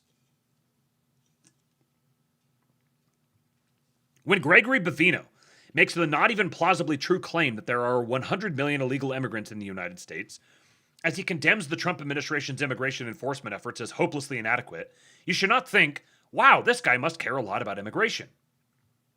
There aren't 100 million illegal immigrants. Trump couldn't possibly deport that many illegals, much less have made a dent in that kind of number since he took office. Creating deportation infrastructure that would allow for even 30 million deportations over the next 10 years, my target, is going to be a Herculean task. What you should think when you encounter figures like Bavino making these demands is, this person is offering bad faith criticism in order to decrease support for the Trump administration, our only vehicle for increasing deportations. You need to be hostile to someone who behaves in this way. Instead of agreeing with them in principle, you need to say, this person should not be trusted.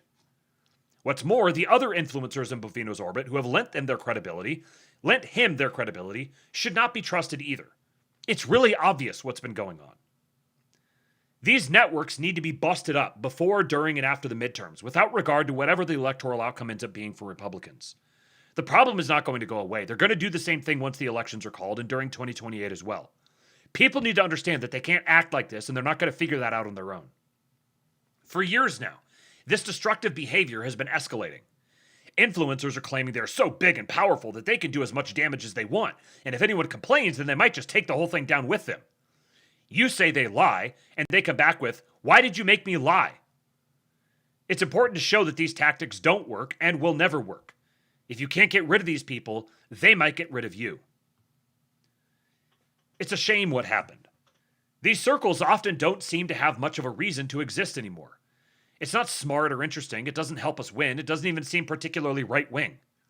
The best parts are now basically just the news or funny clips and images. I said 7 months ago that, quote, the online moment may be over, at least the good parts of it, but the online moment was never really the important thing. The real world goals are. And the major players online were never particularly important. Donald Trump was and is. In my humble opinion, I called it. You guys may have seen this graph, the total views per week for 12 right-wing influencers. And I believe this is sampling like Tucker Carlson, Megyn Kelly, Candace Owens. That's what they drew this from. Living Dead says, incredible that it is more important to proclaim that the administration is constantly and easily accomplishing objectives you support rather than that they are constantly failing to do anything, so that what you want might get done. Yes. It's that simple. Proclaim that the administration is constantly and easily accomplishing objectives you support. And if you do that, you will get more administration that accomplishes more objectives that you support.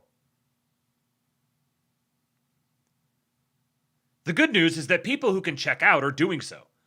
Part of the reason everyone online seems so crazy now is that there is a massive exodus of people who don't want to deal with this particular kind of hysteria anymore and are moving on to different hobbies and hopefully greener pastures. Can confirm. I know this to be true. That the constant doomer, black-pilled, always chimp, Republicans are always going to betray us, the Jews control everything hysteria has just caused a lot of people to check out completely. And you know what? If that was the ultimate goal, if I just got 3D chessed by the Doomers, they decided that they were going to become so insufferable and obnoxious and hysterical that they would just drive people out of paying attention to politics altogether, then you know what? I got to tip my cap to you. We're increasingly seeing political conversations occur within the bottom of the barrel. Is all criticism of the Trump administration invalid? No. There are lots of errors, oversights, and clear blunders that Trump has made. You should not support anything and everything that Trump does, and when there are mistakes, you should feel confident pointing them out. There are even grounds on occasion to make loud and aggressive criticism. You just have to call balls and strikes like a normal person. I don't know why observing reality needs to be turned into a bit or a meme. Now here is probably the paragraph that I disagree with the most in this whole article.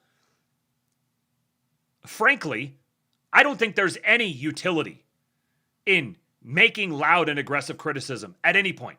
I don't think there's any utility in pointing out mistakes that the Trump administration has made.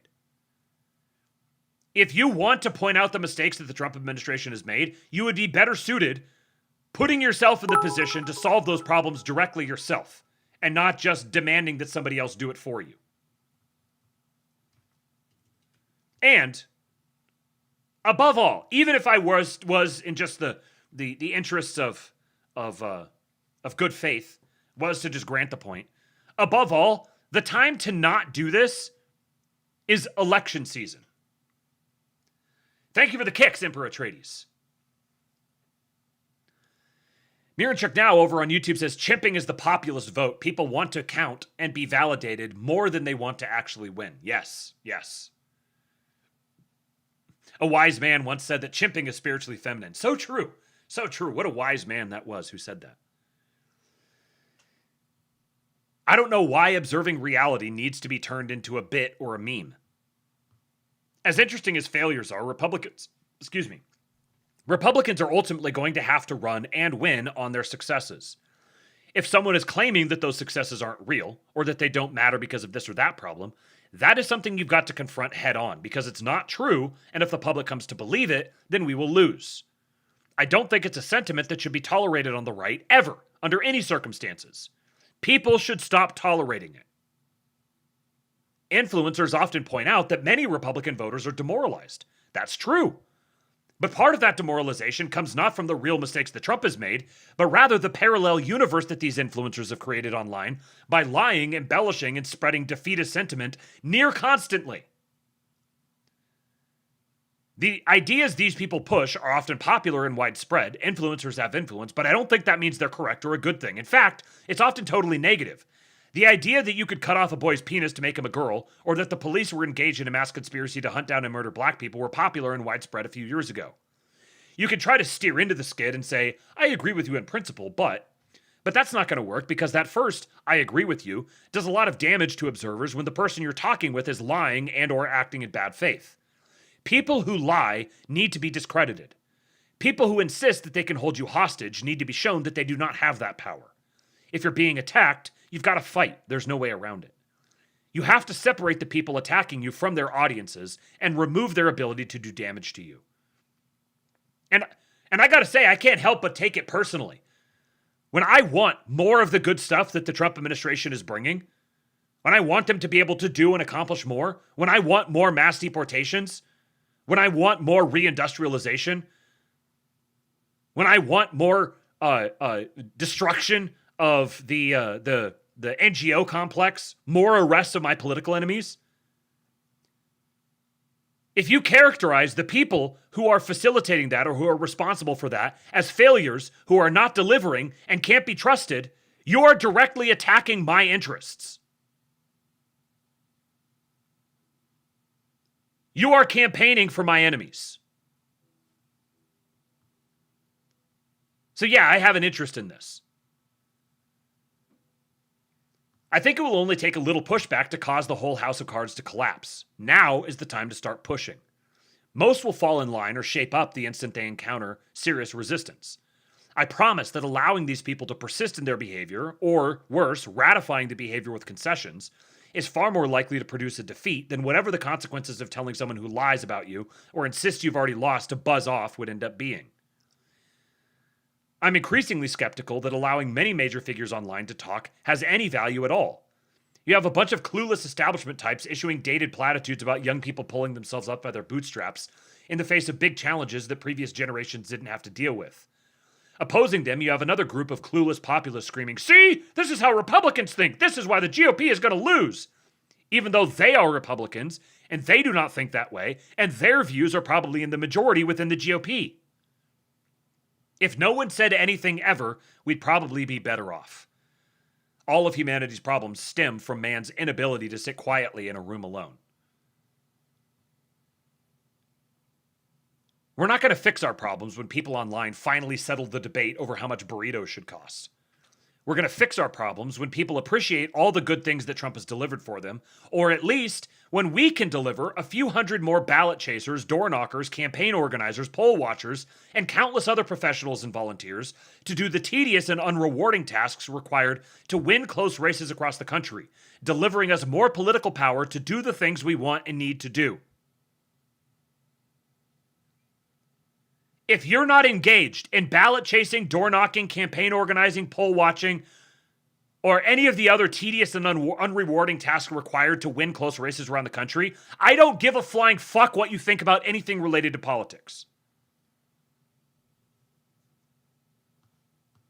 I do not care what critiques you have of the Trump administration.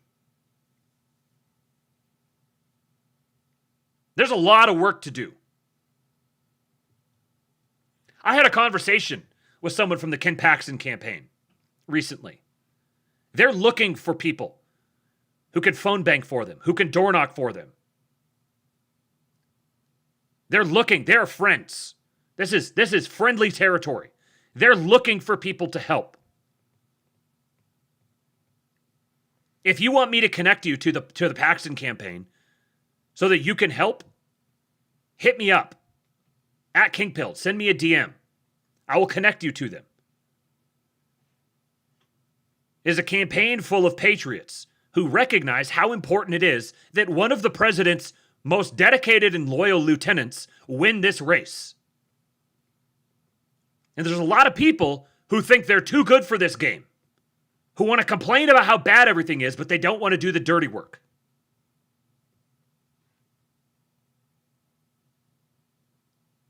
There's still a lot of work to be done. There are a lot of opportunities ahead. The war moves to new and interesting fronts. I'm writing another mercifully shorter article about midterm messaging specifically that will hopefully be out in the next week or so. I'm on a Peter Stolopin kick right now, so I'll end this thing with 2 quotes from him. People sometimes forget about their national tasks, but such peoples perish. They turn into land, into fertilizer, on which other, stronger nations grow and grow stronger. And perhaps, on a happier note, from when Stolopin was addressing the rebellious Second Duma, you, gentlemen, are in need of great upheavals. We are in need of great Russia.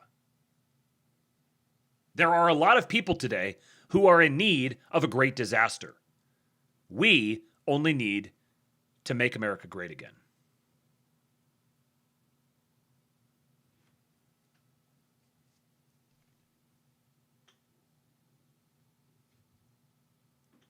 And lastly, tonight, from the Great Patriot Poster, Sun Optimist, at Christus Victor, Ryan Isaac! Doing the worst thing after a house flipper can do. Count my earnings before I get them. But here you go. Patriot! Thank you, Ryan Isaac. I appreciate you, sir. House flipping is hard work. It's good work. There's great opportunities in that domain. And I'm honored to receive the advance on your hard work. Thank you, my friend. I appreciate you. Sun Optimist says, Elijah fell on hard times, and the ravens fed him. Another time, an angel fed him. I'm all for building a better world for ourselves and our children, but one thing hard times can teach you is to knowingly, desperately live in supernatural reliance on the Lord. The Lord does not look the same to those who put their trust in horses and chariots or economic circumstances as he looks to those who hope in his mercy. We walk by faith, not sight.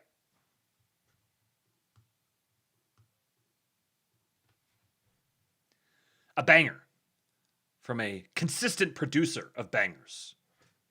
Follow at Christus Victor. And now, it is time. We have reached the end of the Astrolabe. You guys have been extraordinarily generous tonight. We have $65 up for grabs. Have you gone, Anon, to forum.kingpill.com and entered your name to be considered for the drawing? It is time. Welcome to the suck. Doom Guy! He gets it in at the last minute. Hold on. Let me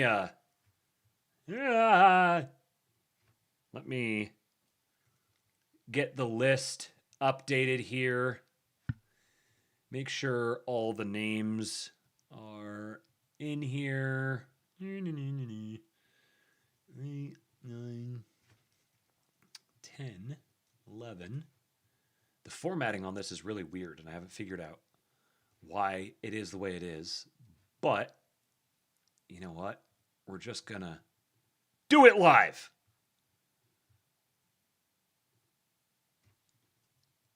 When you guys use the Google Sheet, I might have to like create a new one each month or something. I'm not sure, but it's like imposing formatting, but then if I try to reset it, the formatting gets all janky. So, there we go. We've got ourselves 29 Patriots awaiting the possibility of some winnings. Let me just make sure that there are no duplicates in here. I clear this out every single month just so we ensure that it's only the most consistent, regular listeners who are eligible for this. But I know that can mean sometimes people sign up twice. Okay, looks like we're good to go. So let me make sure the information is hidden. Okay, nobody's getting doxxed here. Ryan is on the list. He is. Yes, yeah, Ryan made it. Let me check this over here. Okay. All right, that looks right. So now we share the screen, and we have, forgot to delete the last number. So we've got 29 names here. And the winner is going to be, drum roll. I don't have a drum roll here, but make a drum roll in your head. Number 27. Tooz McGee. Look at that. Tooz McGee sent a tip tonight. I know he did. See how this happens sometimes? Sometimes you pay in and you get paid out right away. White males way up. White males have gone through the roof. White males way up. And this is for you personally, Tooz McGee. Oh, wow. That's pretty good. Well, you must be a high IQ person. Sorry to the rest of you. Apologies to the rest of you. Better luck next time. We've still got about 2/3 of the month. So if you've already entered your name, you will automatically be considered on the next drawing. Yeah, Bobby Ballbags used the name Bobby Needs a Blumpkin Pumpkin. Yeah, I always know. I always know. Gotta be able to identify that Bobby name, and he makes it easy.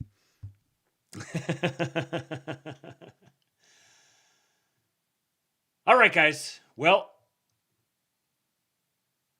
it's very good to be here with you guys tonight. Thank you for all the extremely generous contributions. You have taken a load off of the shoulders of Mrs. Kingpilled, Mr. Kingpilled as well, but definitely Mrs. Kingpilled, and that's the part that really matters. Thank you for your generosity. Thank you for tuning in. Make sure you go interact with the stream. over on YouTube. Go like the stream, comment on it, share it. Follow me on X at KingPilled. Make sure you join the KingPilled Discord because tomorrow evening we are going to have a voice chat. So come join us for that. KingPilled.com. Get your ChudCon tickets. ChudConEvent.com. ChudConEvent.com. Sign up. Get your tickets now. And if you can't make it, you want to support the cause, there is a form on the website. If you go to ChudConEvent.com, then you can sponsor some poor Chud. We do have some people who have signed up requesting sponsorship, and we've been able to pair them up with some generous sponsors. So if you would like to be one of those, maybe you can't make it, but you want to make sure that some poor Chud can come meet strange men on the internet, then please go sponsor a Chud. We have a Chud sponsorship program for the ChudCon event. ChudConEvent.com. KingPilled.com to join the KingPilled Discord. Beta.ewbsx.com. Go get your beta account. Join the beta males. The best thing you could do is go to beta.ewbsx.com. Create your... Sorry. Let me back up. The best thing you could do is go to KingPilled.com. Join the KingPilled Discord. Automatically get grandfathered in with exclusive access on beta.ewbsx.com, and then go buy your ChudCon ticket, ChudConEvent.com, and get the whole experience. We're trying to build an empire here, folks. Empires grow slowly, but I've got the best people on the internet surrounding me in the King-pilled world. So if you'd like to be surrounded by them as well, get in proximity to Patriots, get your ChudCon tickets, join the King-pilled Discord, create your EWBSX account, and I will be back here tomorrow for the Astrolabe. Until then, I leave you with Hulk. When they took a shot at my hero, and they tried to kill the next president of the United States, enough was enough, and I said,